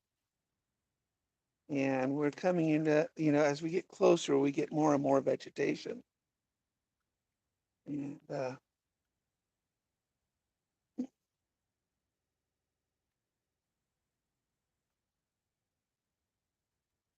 again, you have to remind yourself all the time what you got in your hand. Oh, there we go. There we go.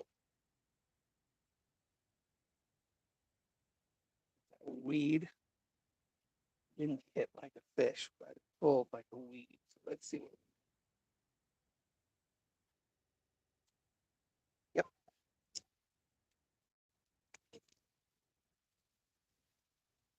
we got tall vegetation here, so this particular jerkbait will probably do this again and again. So just keep working. Yeah, when that happens, if you work the jerkbait slower,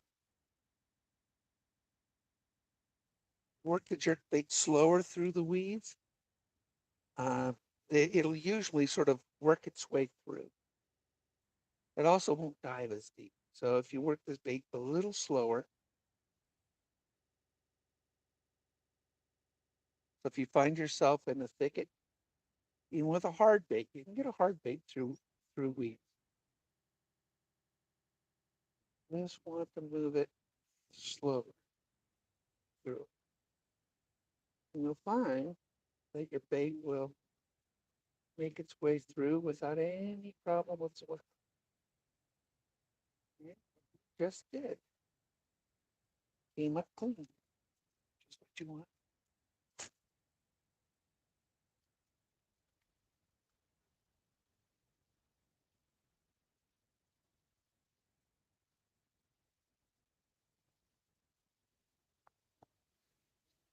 Add over your area, that works sometimes.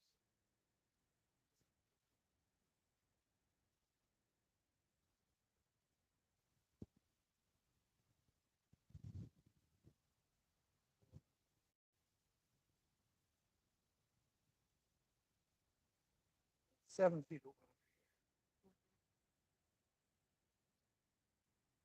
And work your way, just let the bait navigate its way through the weeds.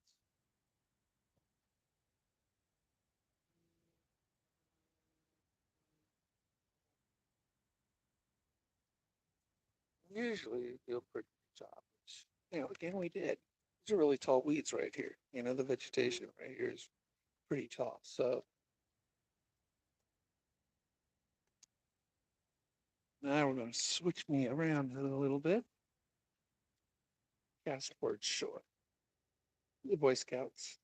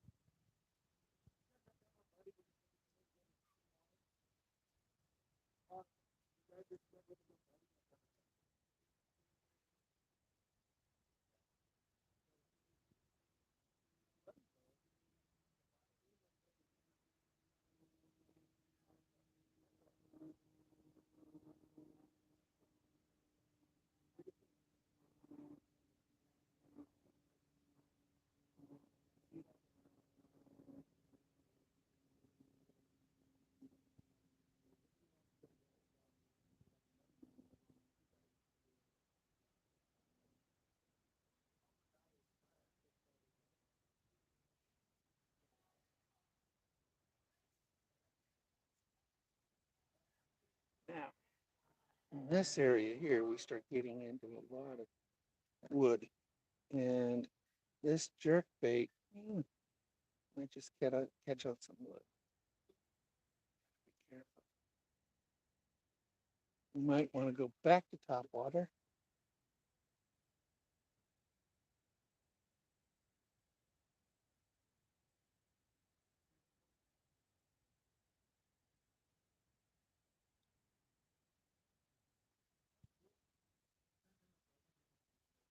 Maybe a whopper plopper over here.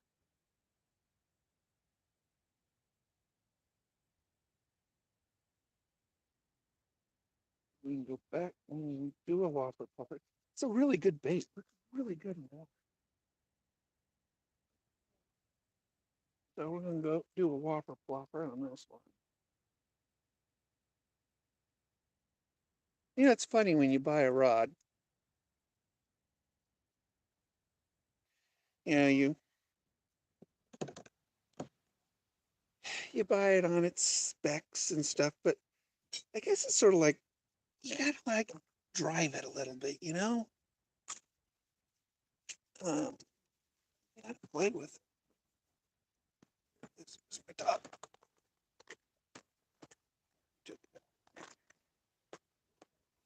I have a good whopper plopper. Actually, I have a lot of good whopper ploppers, but I'm gonna go with this green one because remember I told you green looks really, really good in our lake. So that's what we're using. Sort of a flat sided whopper plopper. It's kind of nice because it's like having a keel on it. Helps keep the orientation. The spinner works, the prop works really, really well on this. A little heavy for this rod, but that's all right. It's a good rod.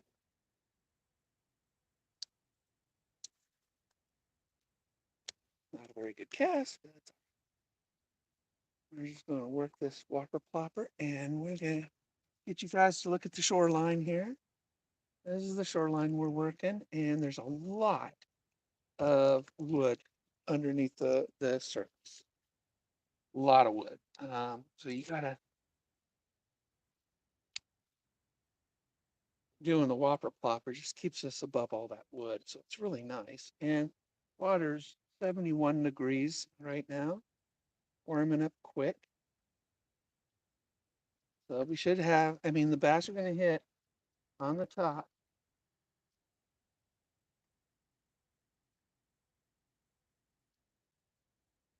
Not too worried.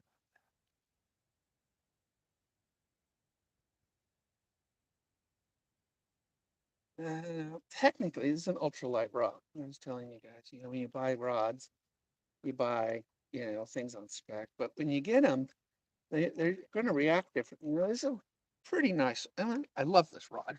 It's a shame that Pissy Fun stopped making them because it's a great rod. I love this one just as much as I do my Cajuns.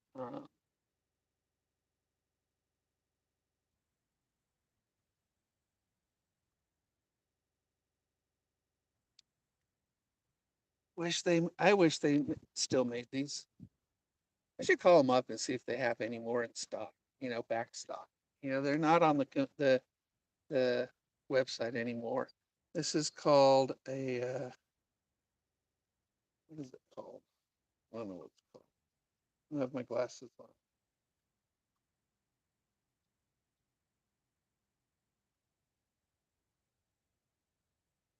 What's it called? Carbon X rod. It's a Carbon X rod. And I love this rod. Great feel, good response, good backbone to it. And it just,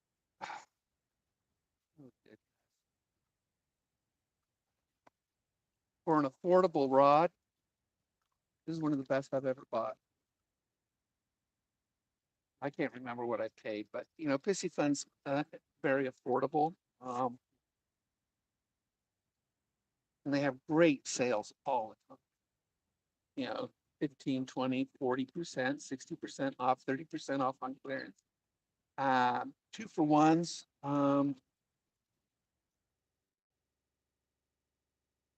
They have great sales.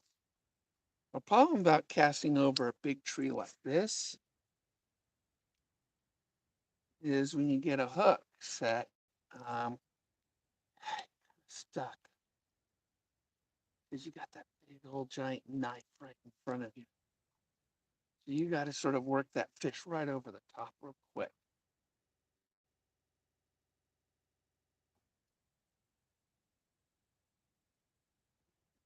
I mean, it's really good. This is actually a full Sea Fun setup. This is their Spark Pro bait caster on here.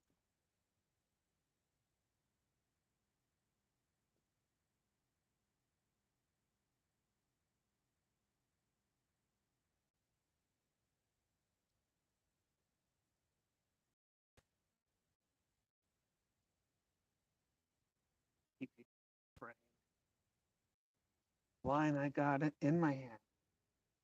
6 pound test ultralight rod.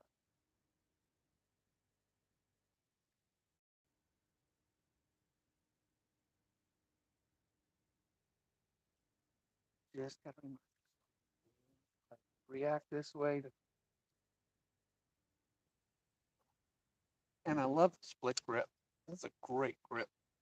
The only problem was that they made them white. I didn't even bother. They made these grips black. It'd be the perfect rod. And they stopped making it. This is carbon.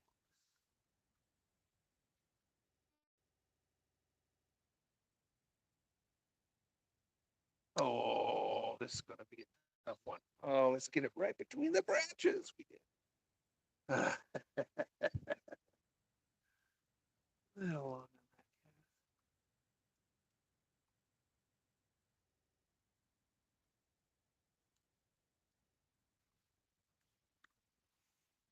that fish.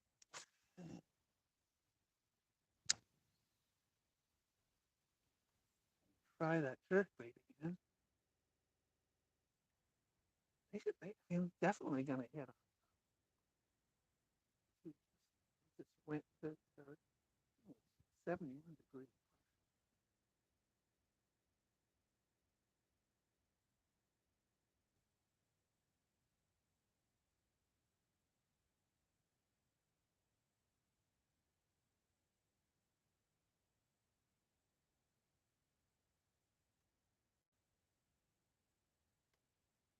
Some sort of lily pads right there next to that tree.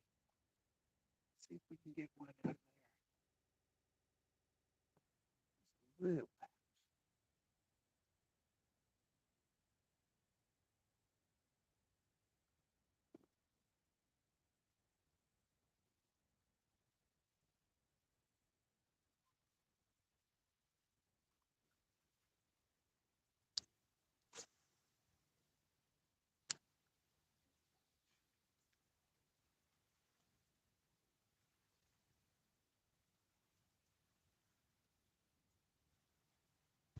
break out the beast. There's some big ones over here. Yeah. Break out the beast. See if you can get the beast to pull something out of the bottom. This is a hard drop off here too, so it's like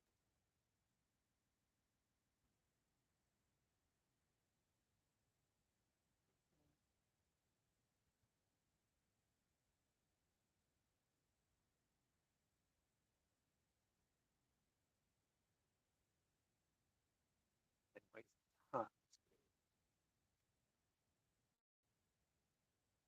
Not the easiest cast. That's for sure. And see it swim though. It's just amazing. It really is an amazing bait in the water.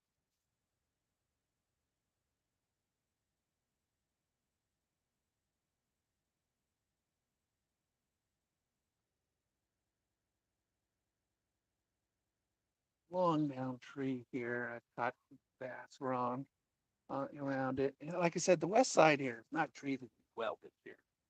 So been much better on the east side.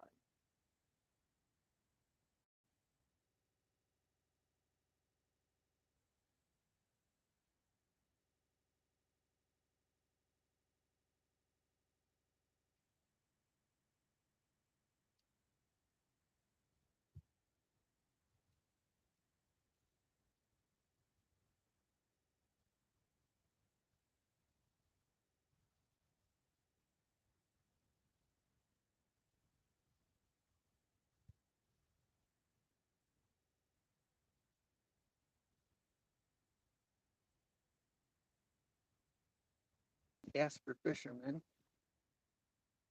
get to see all the new stuff, and I've been watching a lot of videos on iCast this year,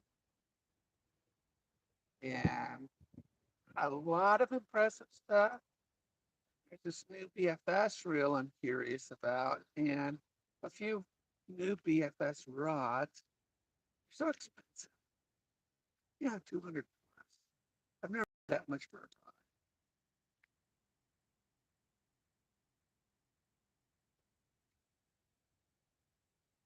Really don't think I have to because I'm very happy with the rods I bought. This rod I'm using right now, probably the most expensive rod. Black Bayou one.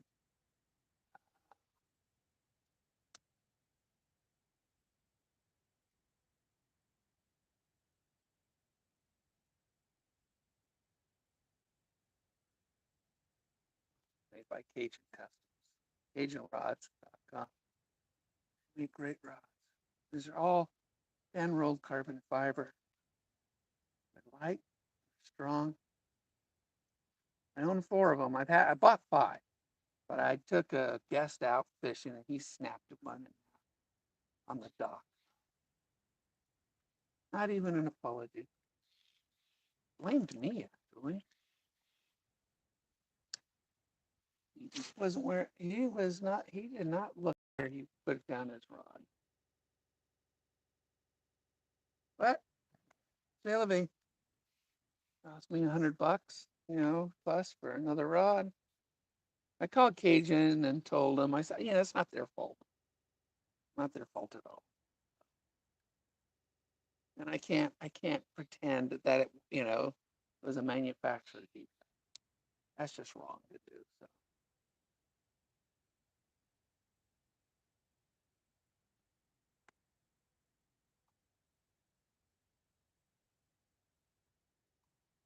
I don't know if you guys can really see the action of this bait, but it has this paddle tail on it that with a back dorsal fin, it does such a good job at wagging and splashing. I mean, you can change the speed, make this thing look like it's a struggling fish.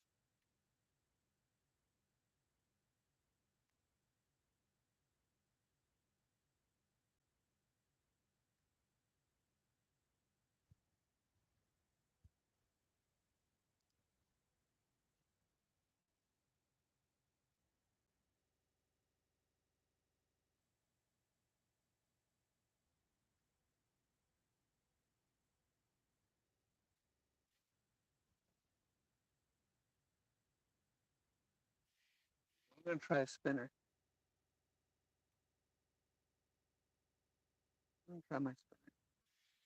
This is a bleeding shad type of spinners. Chartreuse. Oh, this is chartreuse.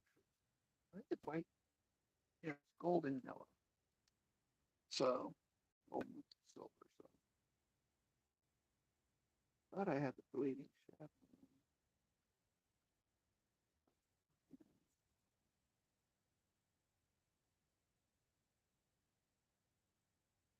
So now we're switching over to the spinner. It's a spinner. It's made by Martin's. It's American made. Um, they make fantastic spinners by Martin's.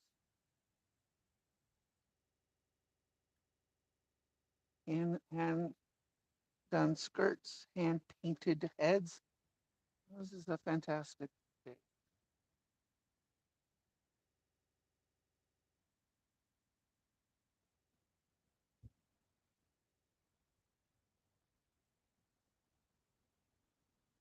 I had the bleeding shad.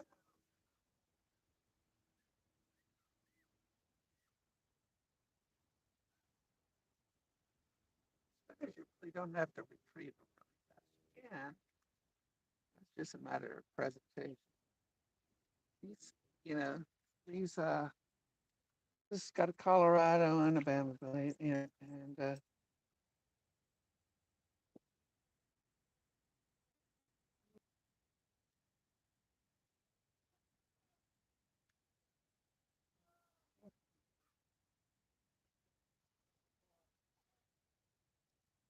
okay, so I really want to go with my bleeding shad. So we got to cut this off and put a new one on. We want. What was the last one? Sure. Is the last one? What is that? All right. So.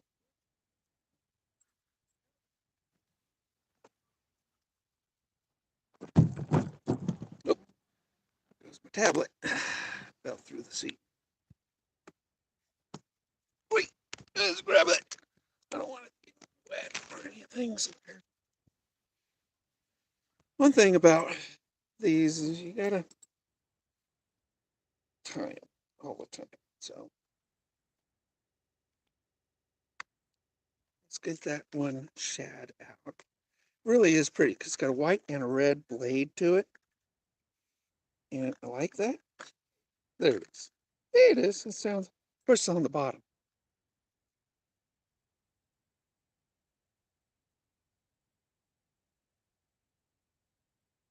Yeah, I got a lot of them. Oh, I must really like them. I do like them. But it's got a white and a red blade to it. Really, really does well.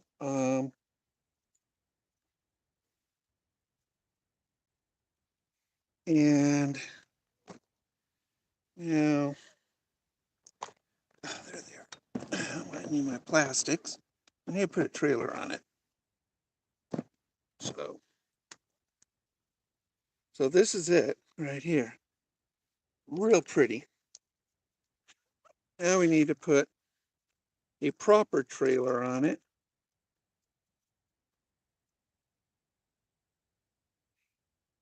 Good trailer.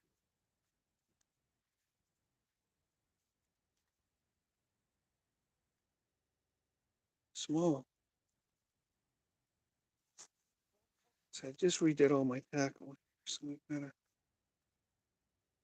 open. Ah, try that.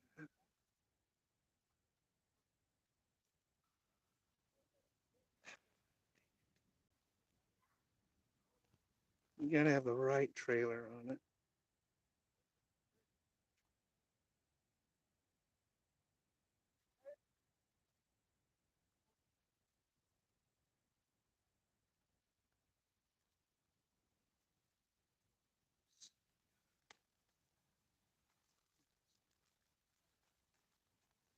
You gotta match. I don't know if I got the right trailer that'll match it. Dang it.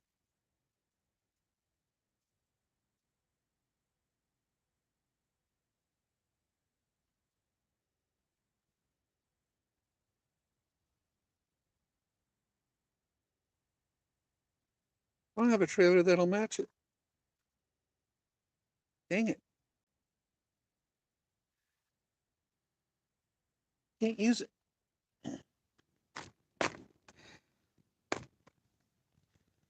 Unless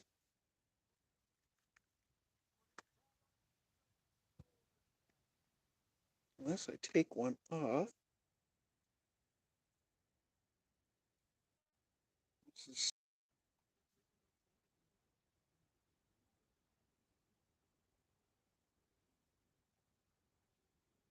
That'll work. Note to self, I need shad trailers. What I need. So you do a Palomar knot, but when you got a bait this big, it's really tough to tie a Palomar on it. But we're going to give it a shot because it's a good knot. So we're going to make this loop. Gonna have a long tag on this. But the nice thing is we do have one short end here where the blades are.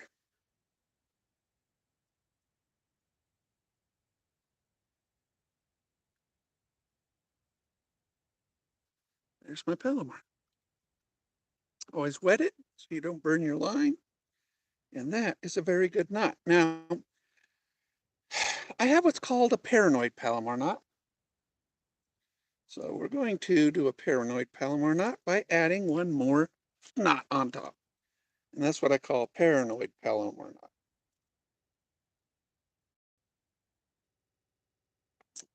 And voila, we're tied. So we also can put a scent on it. And I do have a garlic scent down here. It's really, really, well, I'm going to put this on it.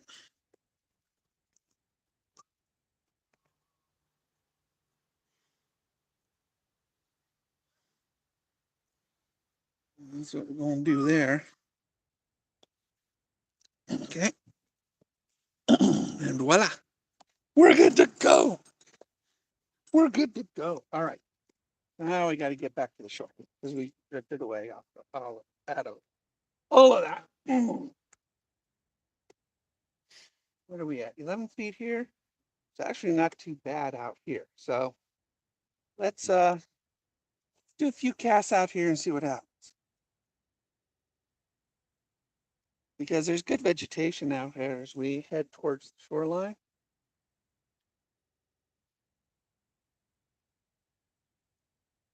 And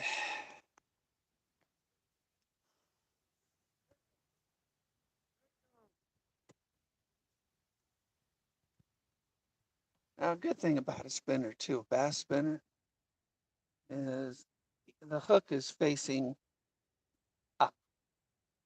So it can bounce off of, wood and rocks with ease. Oh, there we go. We had a bite. But it felt more like that bite felt more like a nibble, which was probably a perch. So turn off the motor now. We're just going to work this area here. We're going to reel it in fairly medium or medium fast. Really don't want a perch to hit it. They can't get the hook in its mouth, so they just annoy you. But they vibrate. They go,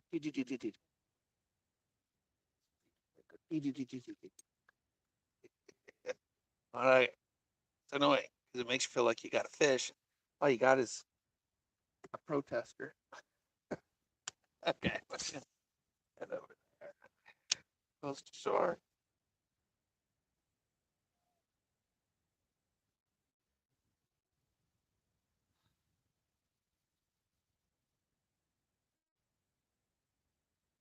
We're going to sort of cut across the lake over to Sunset Point. Yeah, in a little bit. That's where, we're going to have a lot more success, I think. About the buoys over there. No way. Yeah, there's some big ones over here. I just haven't had good success. Like I said, we haven't caught one over here at all.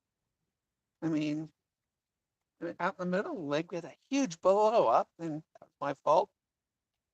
But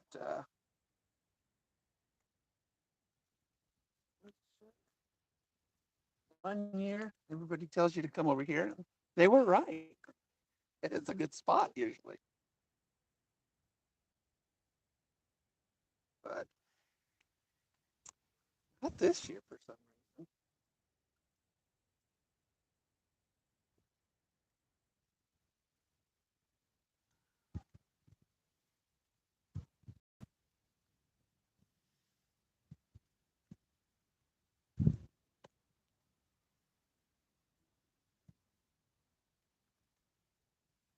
That's good water, guys. Love this white red flashing.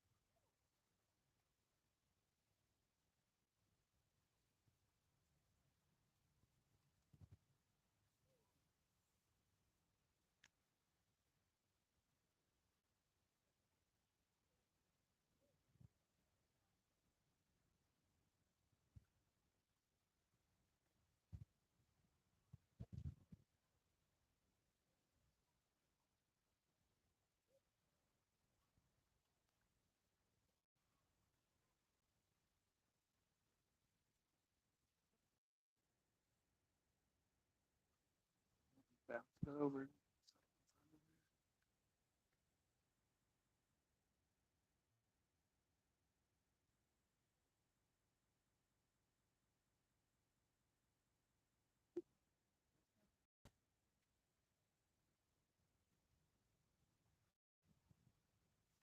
Where are we? Across from the marina.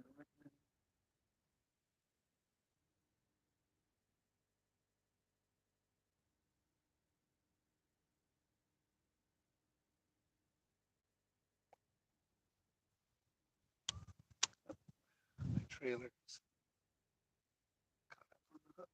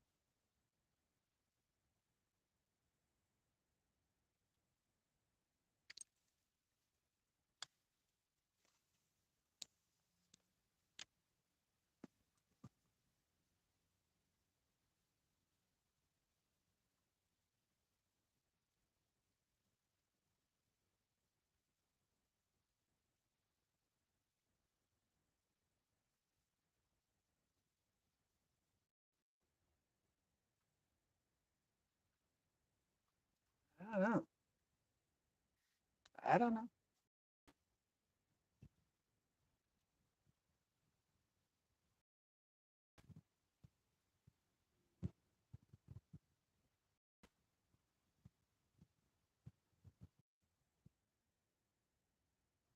Felt like a bite.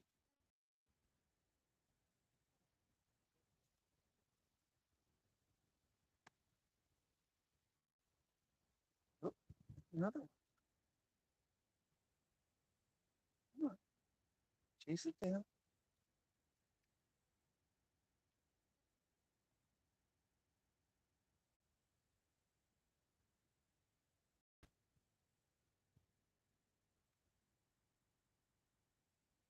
Big hooks. I've just been a baby. Little dink or something playing with me.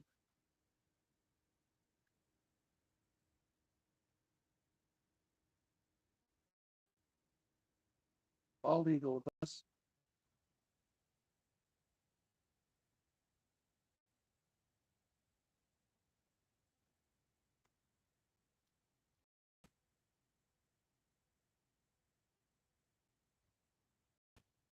Sorry, guys. You can see that we lost connection.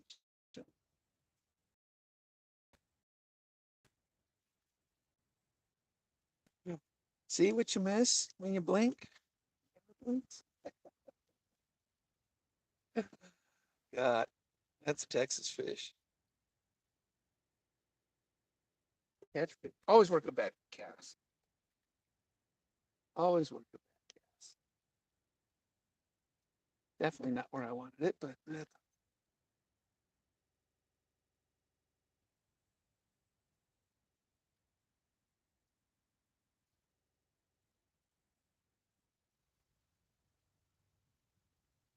some wakes coming in. Killed here.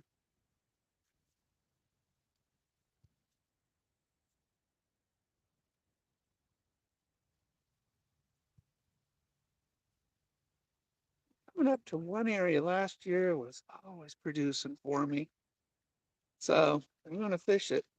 And we are snagged something. So let's see. Let's see what we got. Let's see if I can get us loose.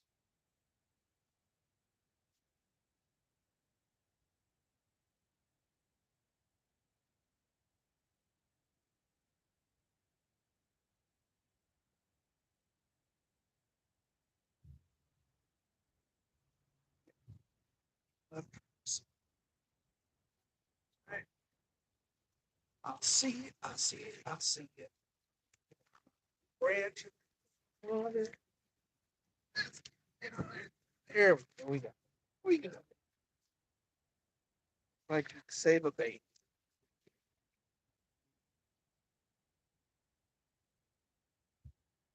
Always save a bait.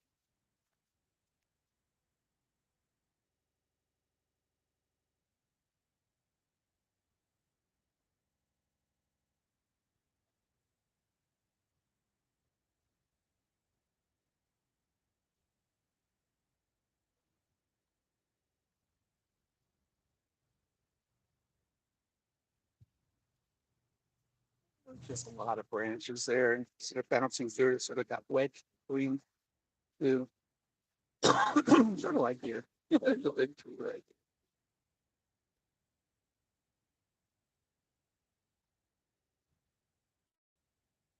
there. A lake, not a beach. That's just somebody's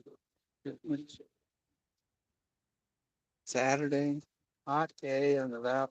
It's over 100 degrees in the valley here, so like everybody's gonna be coming out to the lake today. It's gonna be crazy.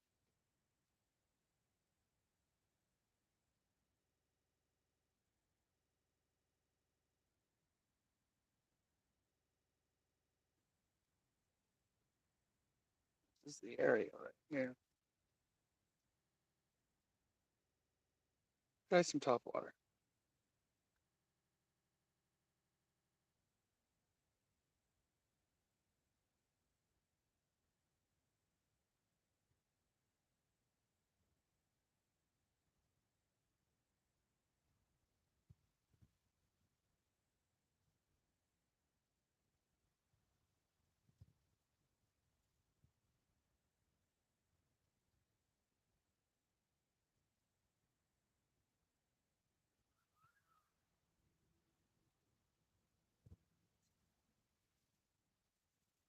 Water over.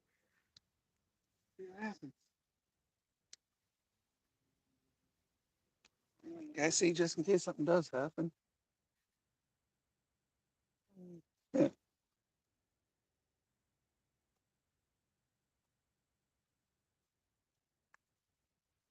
Isn't a whopper plopper, flat-sided whopper plopper.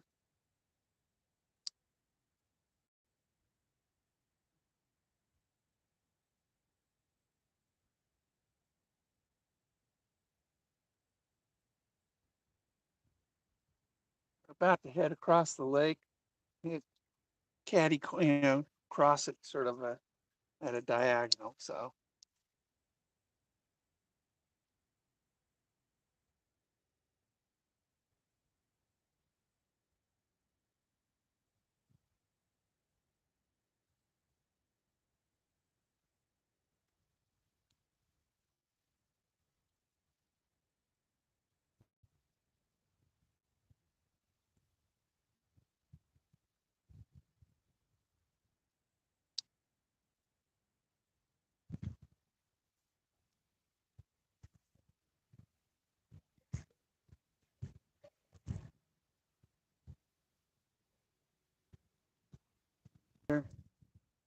we're going to the east side because you know what?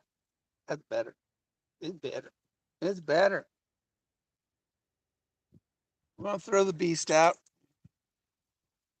Throw that behind us. We're gonna be over really deep water. So I mean, odds of us catching it, but we're gonna go real slow. So let's throw this beast over here.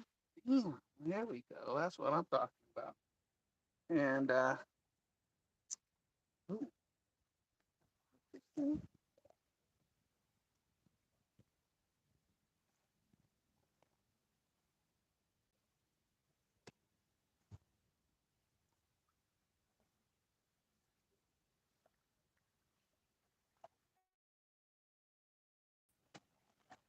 right. We'll throw that there. We'll throw that behind us. And I eat my burrito. See, this is what happens. You nuke a frozen burrito. I love frozen burritos, but they get all hard, as they cool. They revert to their original state, which is hard.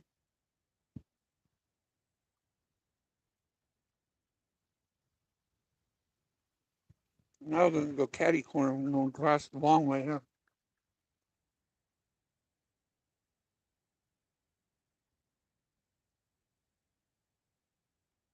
Frozen burritos. Lunch of champions.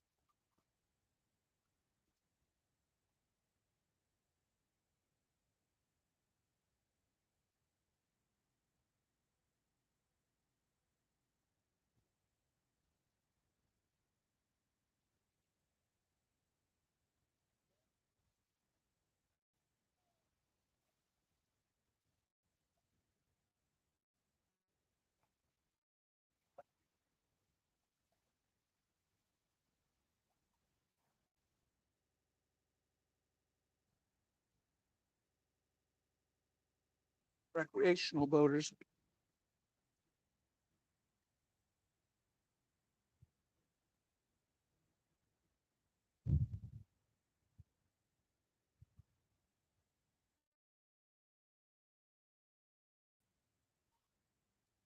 With this heat wave, everybody's coming out to the lake.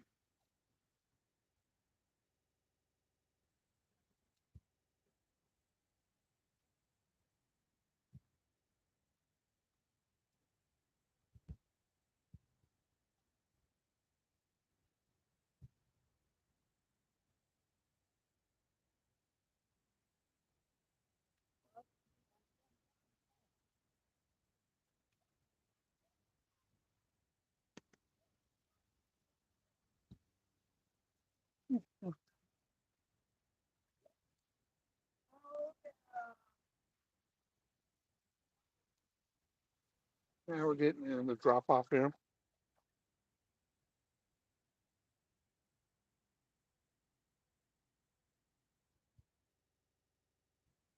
We're not going to catch anything now.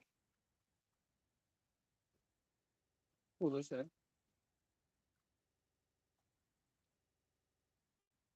50 feet below us. You don't fish top water in 50 feet of water.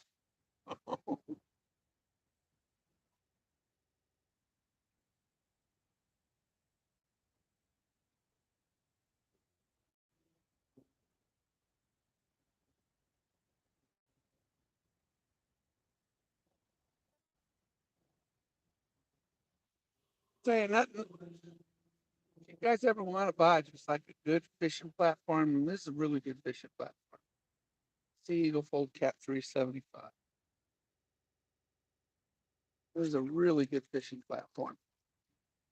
Stable, it's lightweight. You can fit it with anything you want. And it's tough as nails. We got the line in. We got it.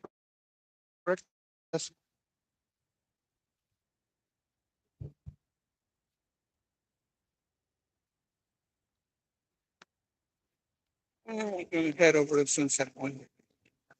It's buoys.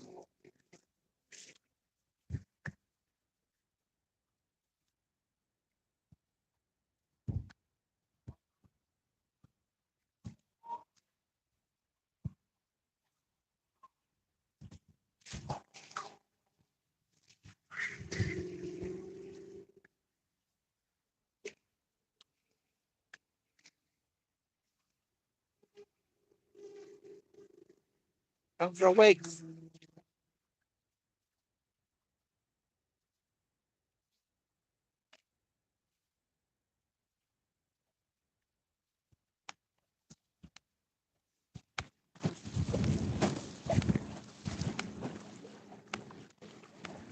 They were.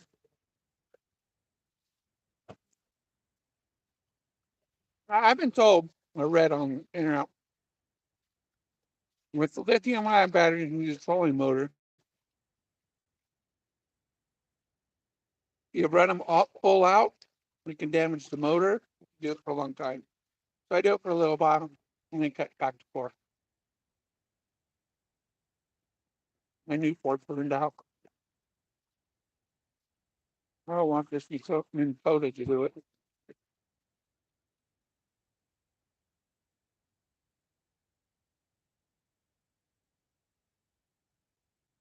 A lot of trout down here.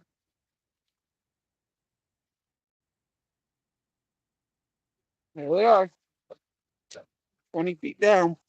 Where I tell people, lots and lots of trout.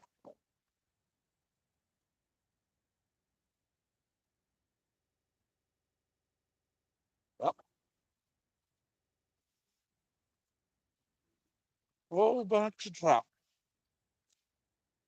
All right, I had my lunch at 10 o'clock. 5 hours ago.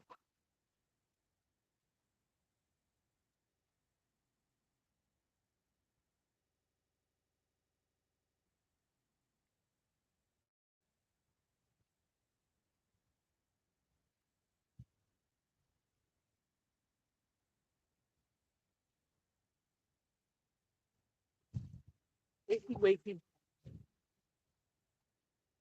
wakey, wakey. All right, this is a good time to apply some sunscreen.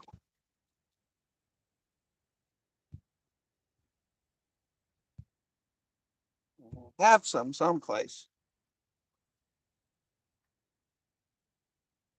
There it is. Ah, apply sunscreen.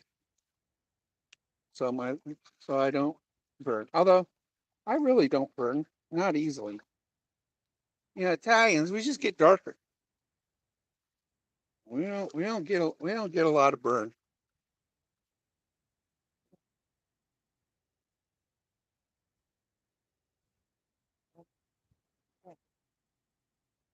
Lather it up on me. Fat old ugly legs. Ugh. Uh, I hate being fat. I don't like it at all. But I am. I'm to find out. I mean, naturally, a guy my age too, it just your metabolism does slow down. But my pituitary gland has been severely damaged, so that controls lots of things, including your metabolism. So my metabolism is very, very slow. And I got my old age and I got my damaged pituitary gland. Yeah, I got a lot of damaged crap in me. That's no fun. But I really don't eat much. I mean, that burrito is about all I'm going to eat till dinner and some water, you know. But other than that, I don't eat much. My caloric intake is very low for a guy my size. You know, I'm 300 pounds, and so oh, that's a lot of calories. You'd swear I ate like a pizza or something, but I don't know. I don't know how to do it. It's very frustrating. Damaged lungs really keep you out of the aerobic routine.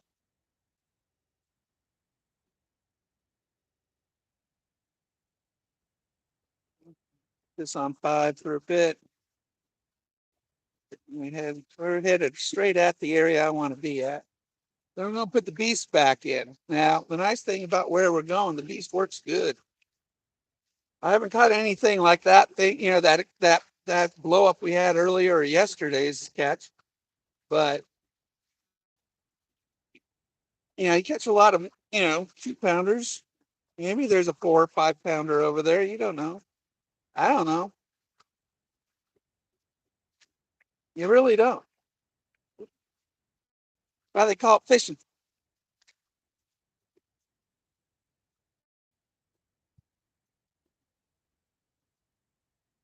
This thing I got on, it's got, you know, what are those, a gator, and it's got a hood and stuff like that. So I can cover myself up.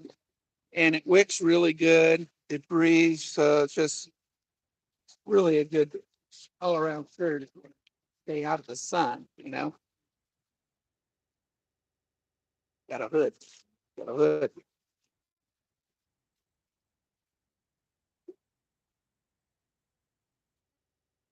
Let's keep it on my battery.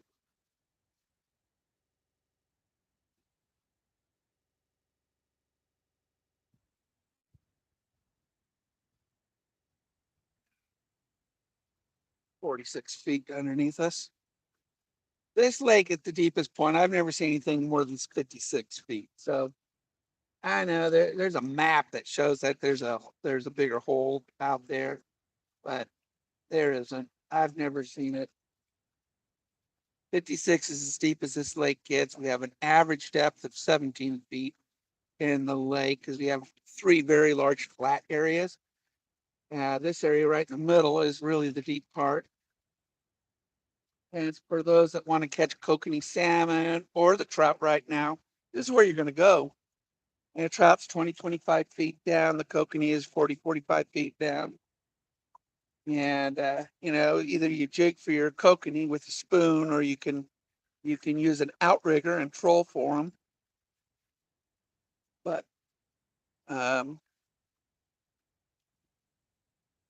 yeah, it's what you do. So we're only going 2.5 miles an hour right now as I'm headed over to this point. We're about 2/3 of the way across, maybe 60% for a day.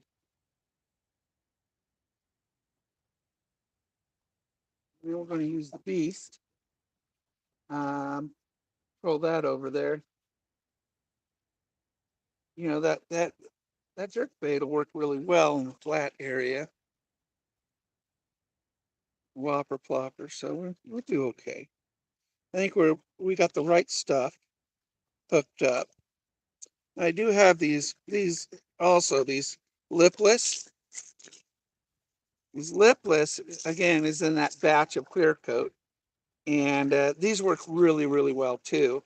Again, this I painted these in a white platinum and a silver and yellow and green, and these are extremely bright in the water. You could try lipless. Yeah, we'll see. They're heavy, so I'll have to put that on my medium rod, which is got my spinner on it, right?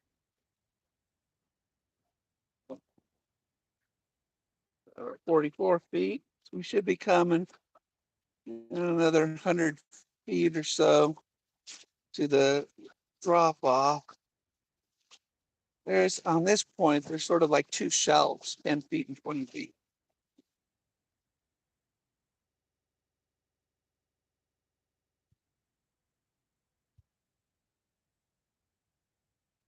Battery power.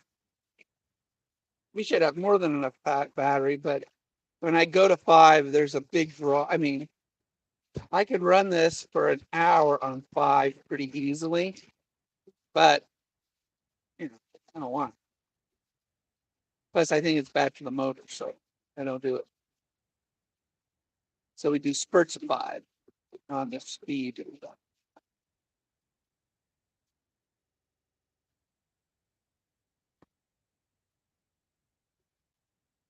Now this is the drop off, so we're up to 20 feet now, 17 feet. So now we could break the beast out. Now this is still pretty far out here for me to get a topwater hit, but again, on the north side, we were getting huge blowups, and we got that beast yesterday out in the middle of the lake. So we're going to take the beast and we're going to troll the beast out here.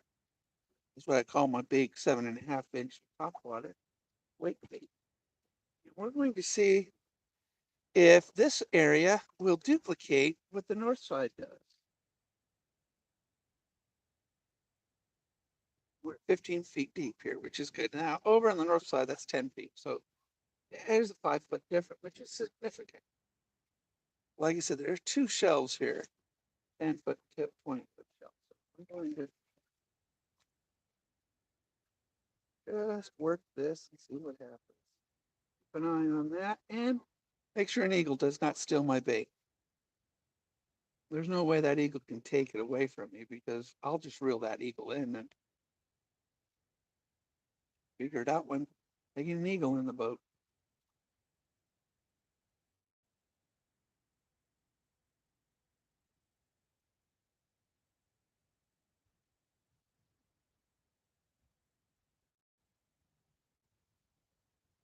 Directly behind us.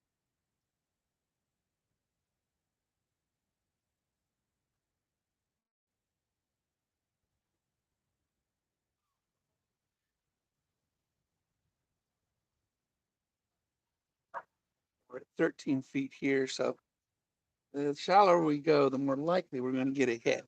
Now, I'm going to sort of get to these buoys and turn left and work that.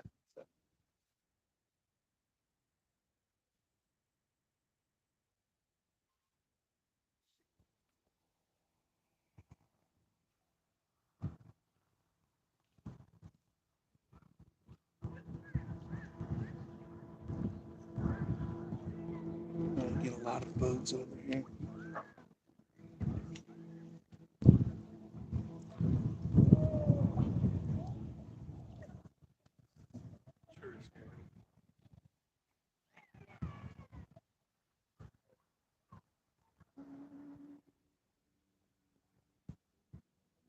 Tourist area.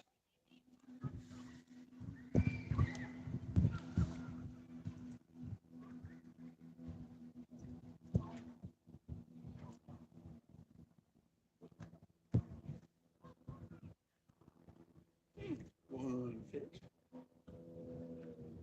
Fish two, fish three, fish.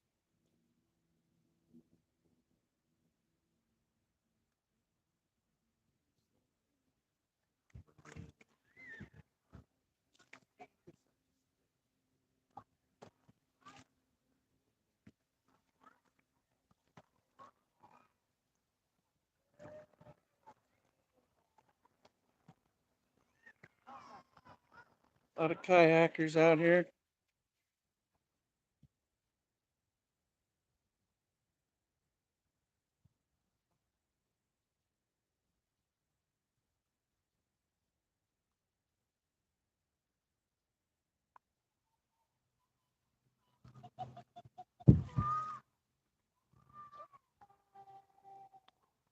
Seven feet deep.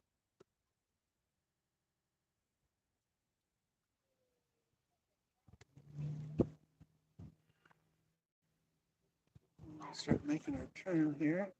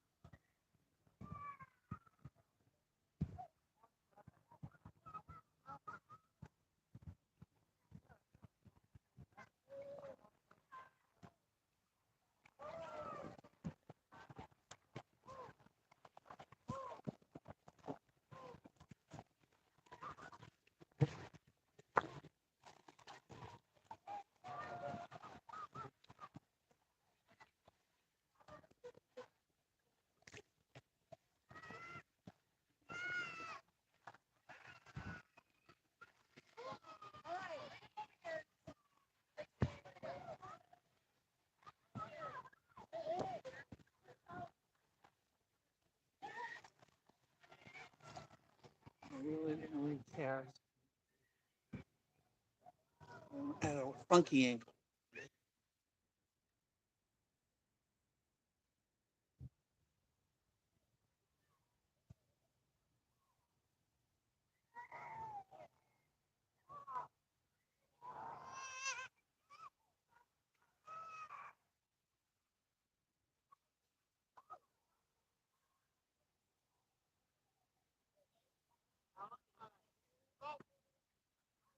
A lot of these people that are shooting for trout at 71-degree water in 10 feet.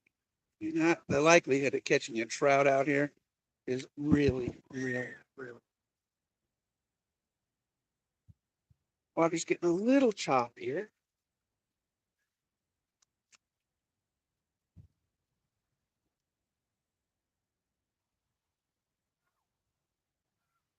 For putting our boat speed, we want it about 1.2, 1.3 miles an hour. This current that we've got right here, we've got a certain feather between 2 and 3 on my trolling motor.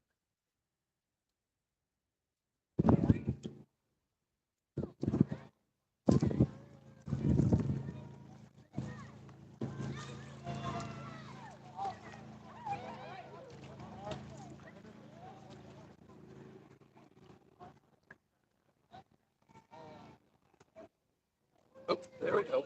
We got one. We got one. What'd I tell you? What'd I tell you? Little guy, though. He's probably smaller than the bait itself.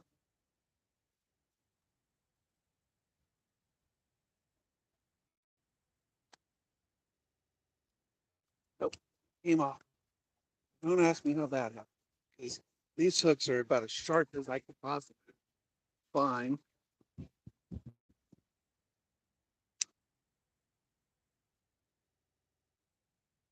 Definitely a large fish. So we're going to keep going and see what happens.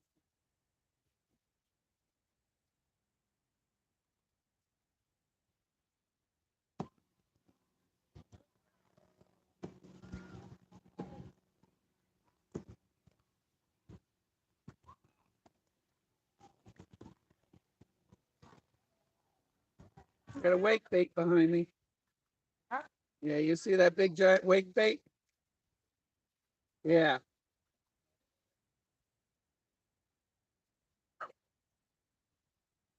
I don't know why. I'm gonna toss it if you kept that on.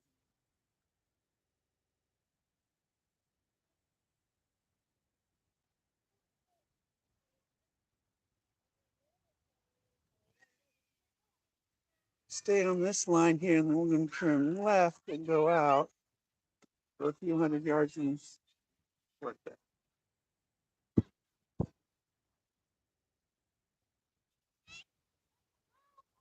Oh, there's that. Like I said over here, I've been running around one and she found it. Yeah, you know,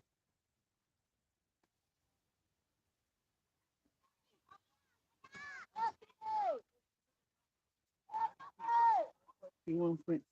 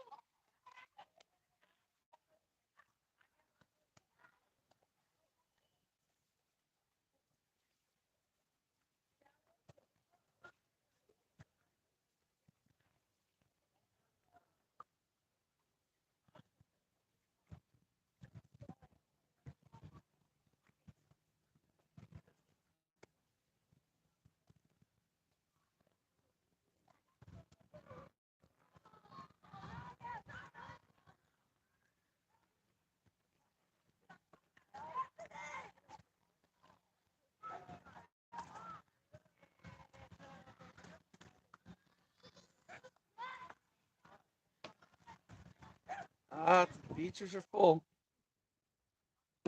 Beaches are full today.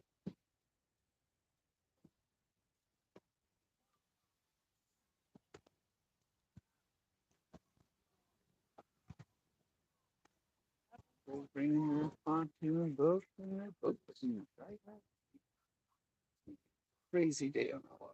Sheriff, I had a field day out here. Busy.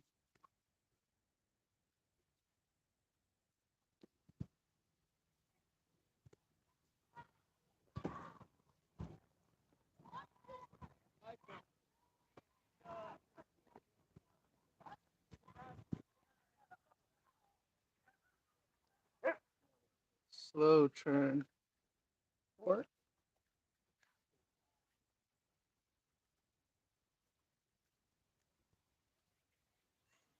scrap.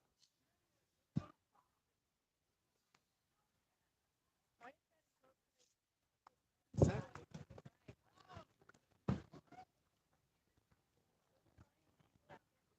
Boat on the dock. And you kind of want to put a pontoon.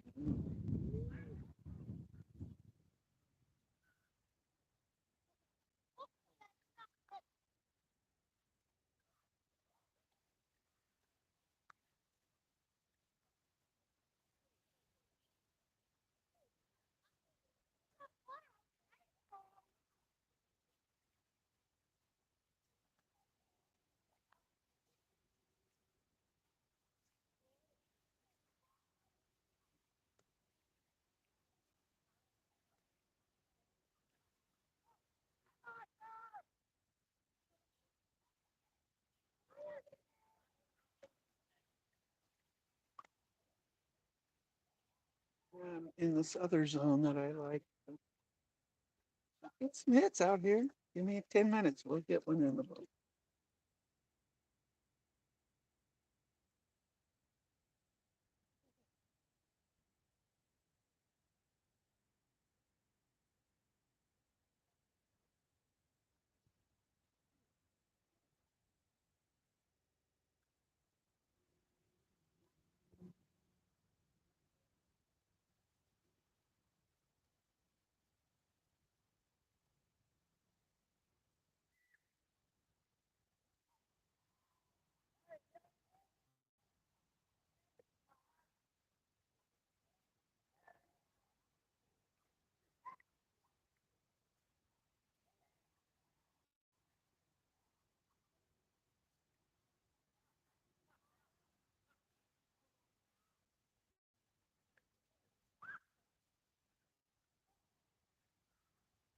The nice thing is during the week, this feels like my own private lake. So like I'm the only one out here. It's nice. On the weekends, I'm probably feeling like a jerk. You know, you just don't want to share it. That's a jerk.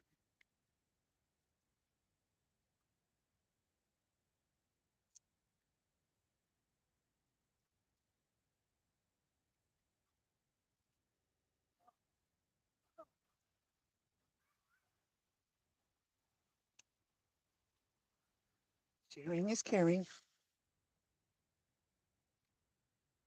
You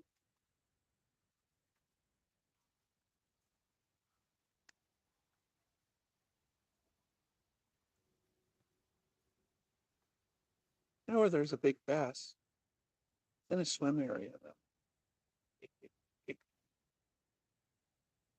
Do a cast in a swim area.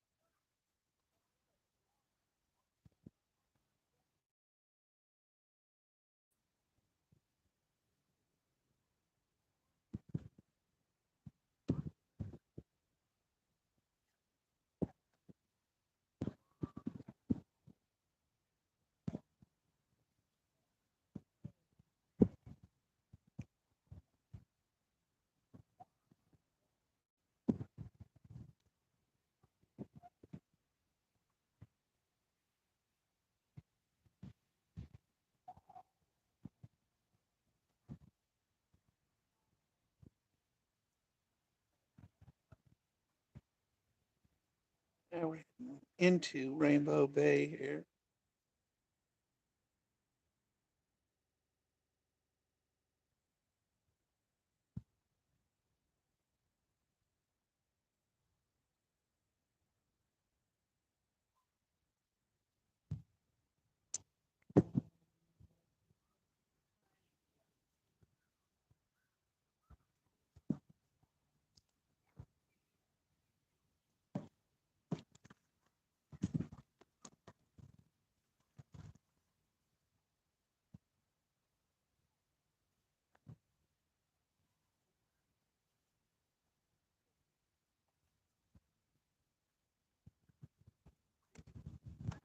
this bait here for a second.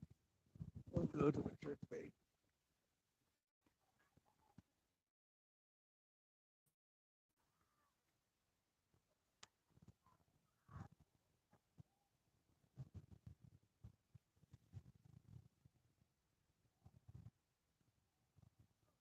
Make our way over the lily pad, see if I can get something to pop there.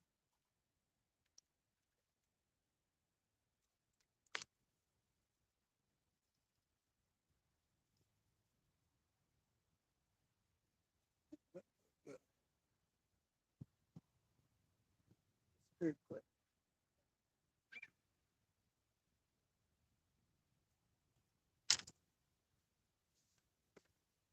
Oh,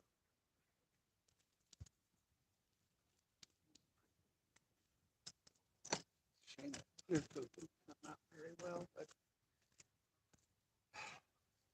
my game. But we look at bait.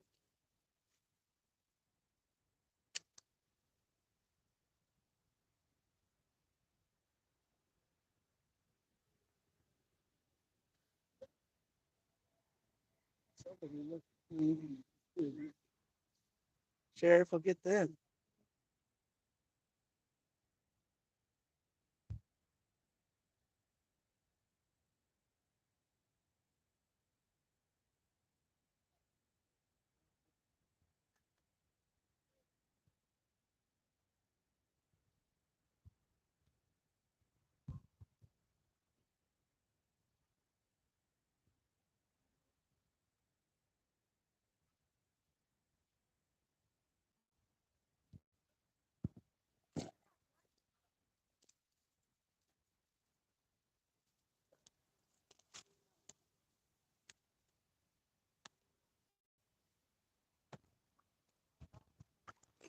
Wakes.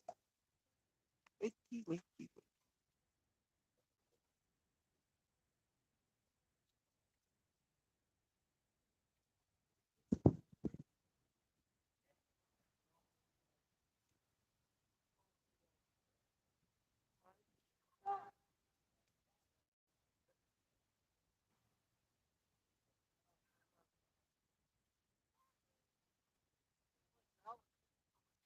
Even on my reject baits, that really feels hard. Strong split rings, sharp as hooks I can burn it.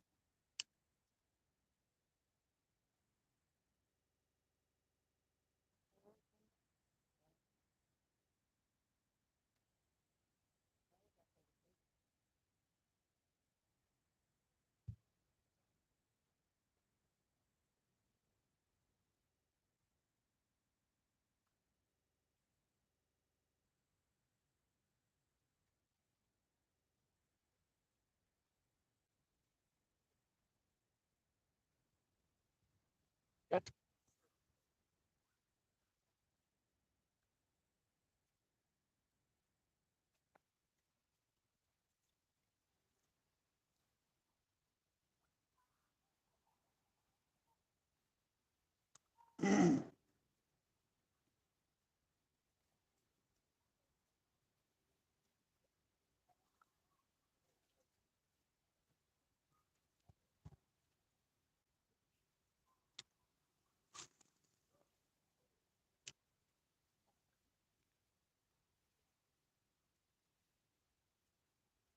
a while since we caught a fish. Just have to run into that. Work the shoreline. Get shade. Maybe we'll get some smallies out of that. The Lord, we'll use the whopper plop because it's a should be able to get it.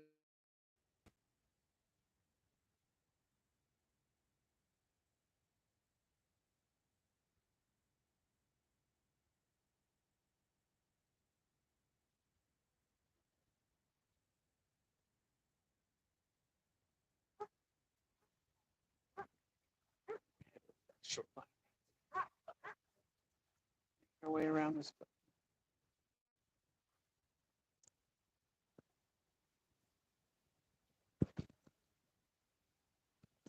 We'll use that whopper plopper.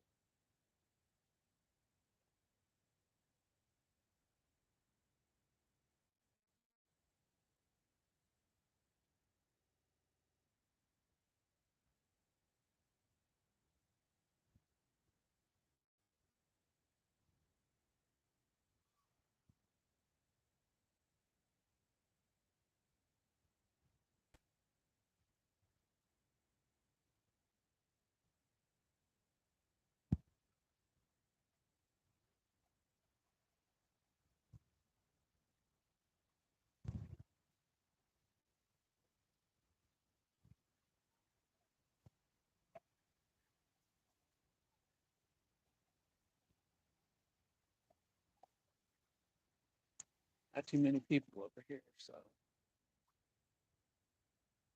work this shoreline here. Deep here.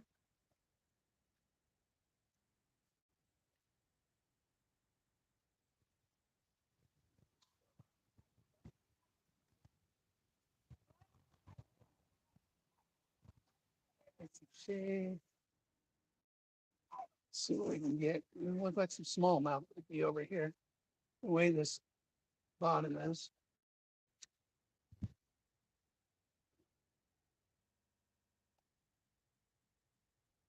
Flopper flopper might work. Wait bait definitely, but it wants to be a little bit bigger.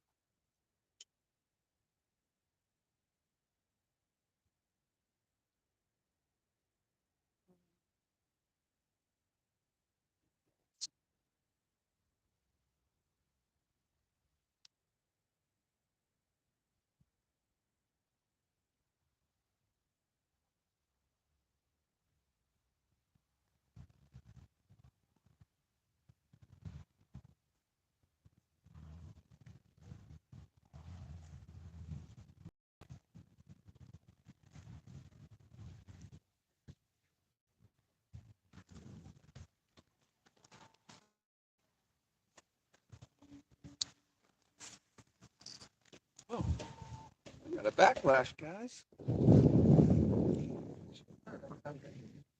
Just redid this. Set backlash down. Oh, I felt that happen. It's like, ugh. Get out. Even to the best of us. Breaks. All right.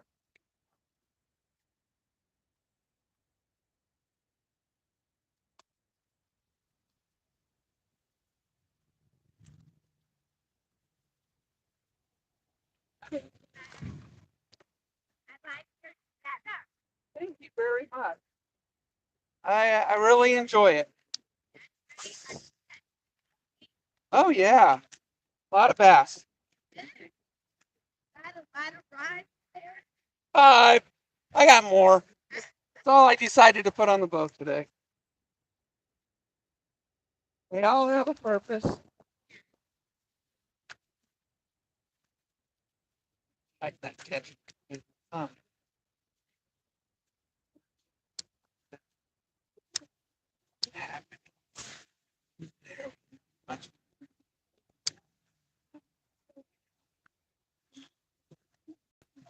I can't.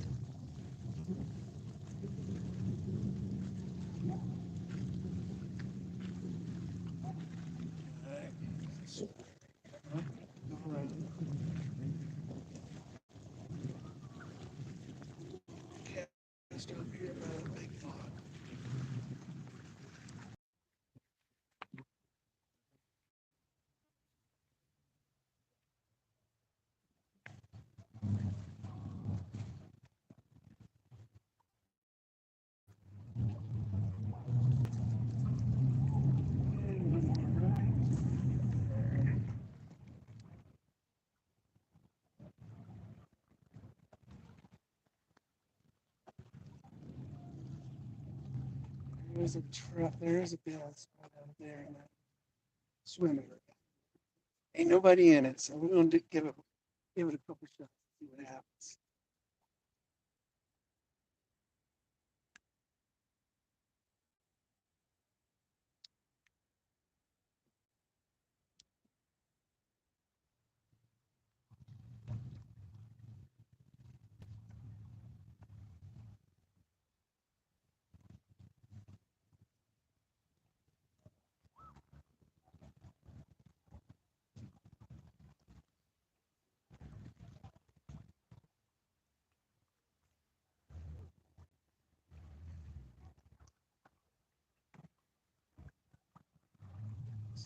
It's right out there. There's a log right here.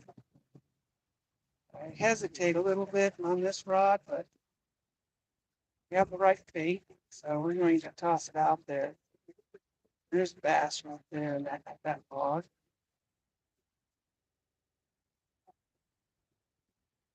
Yep.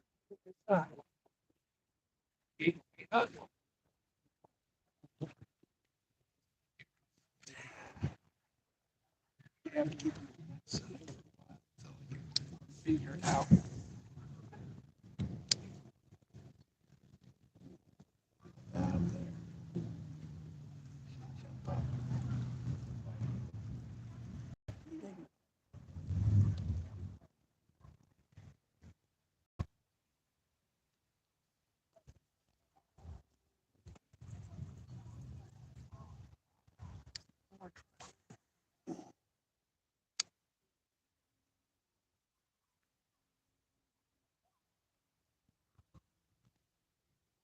It's not there.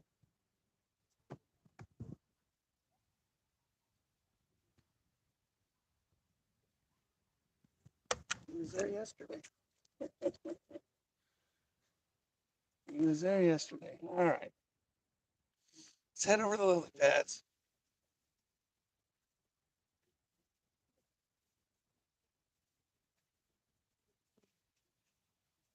Some bushes right up here that there's issues with, so I'm gonna go with something a little smaller. Go with my wake bait.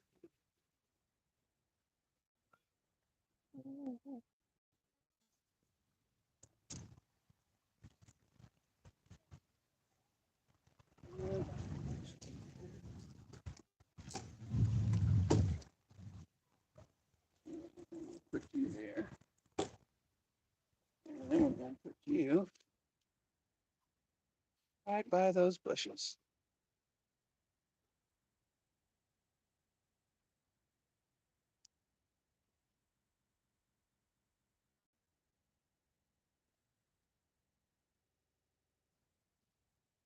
Howdy.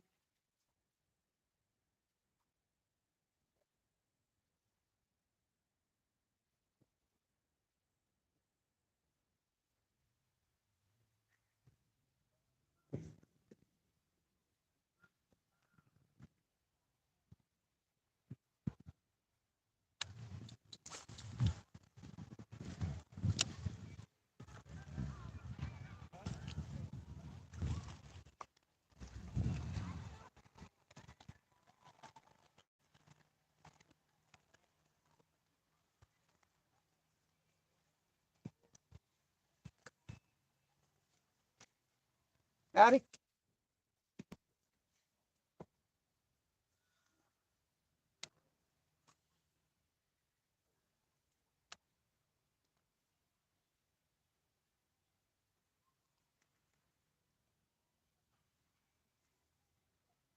Hey, guys, ready for some frogging? Fixing all our bodies out good.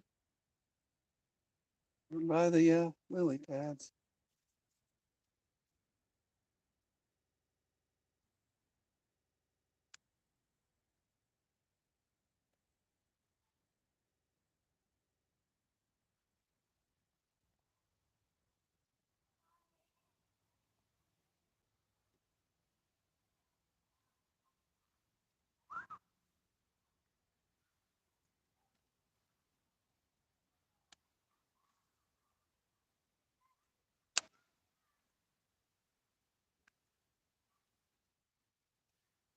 Hey, let's do lily pads.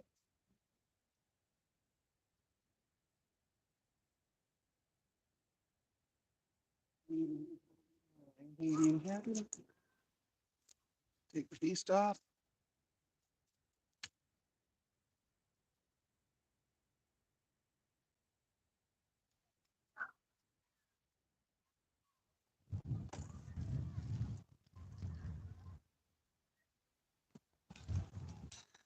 Take the beast off. Put a hollow body on this. So we can catch something in all those lily pads.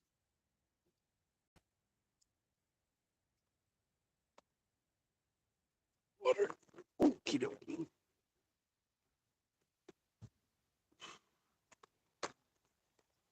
We'll use a popper.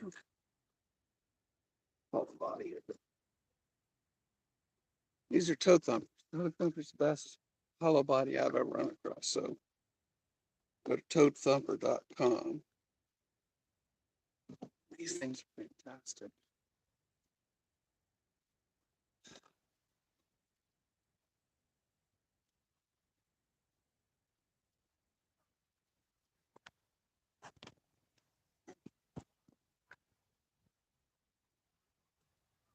All right. Let's see if I see a blow up too, huh?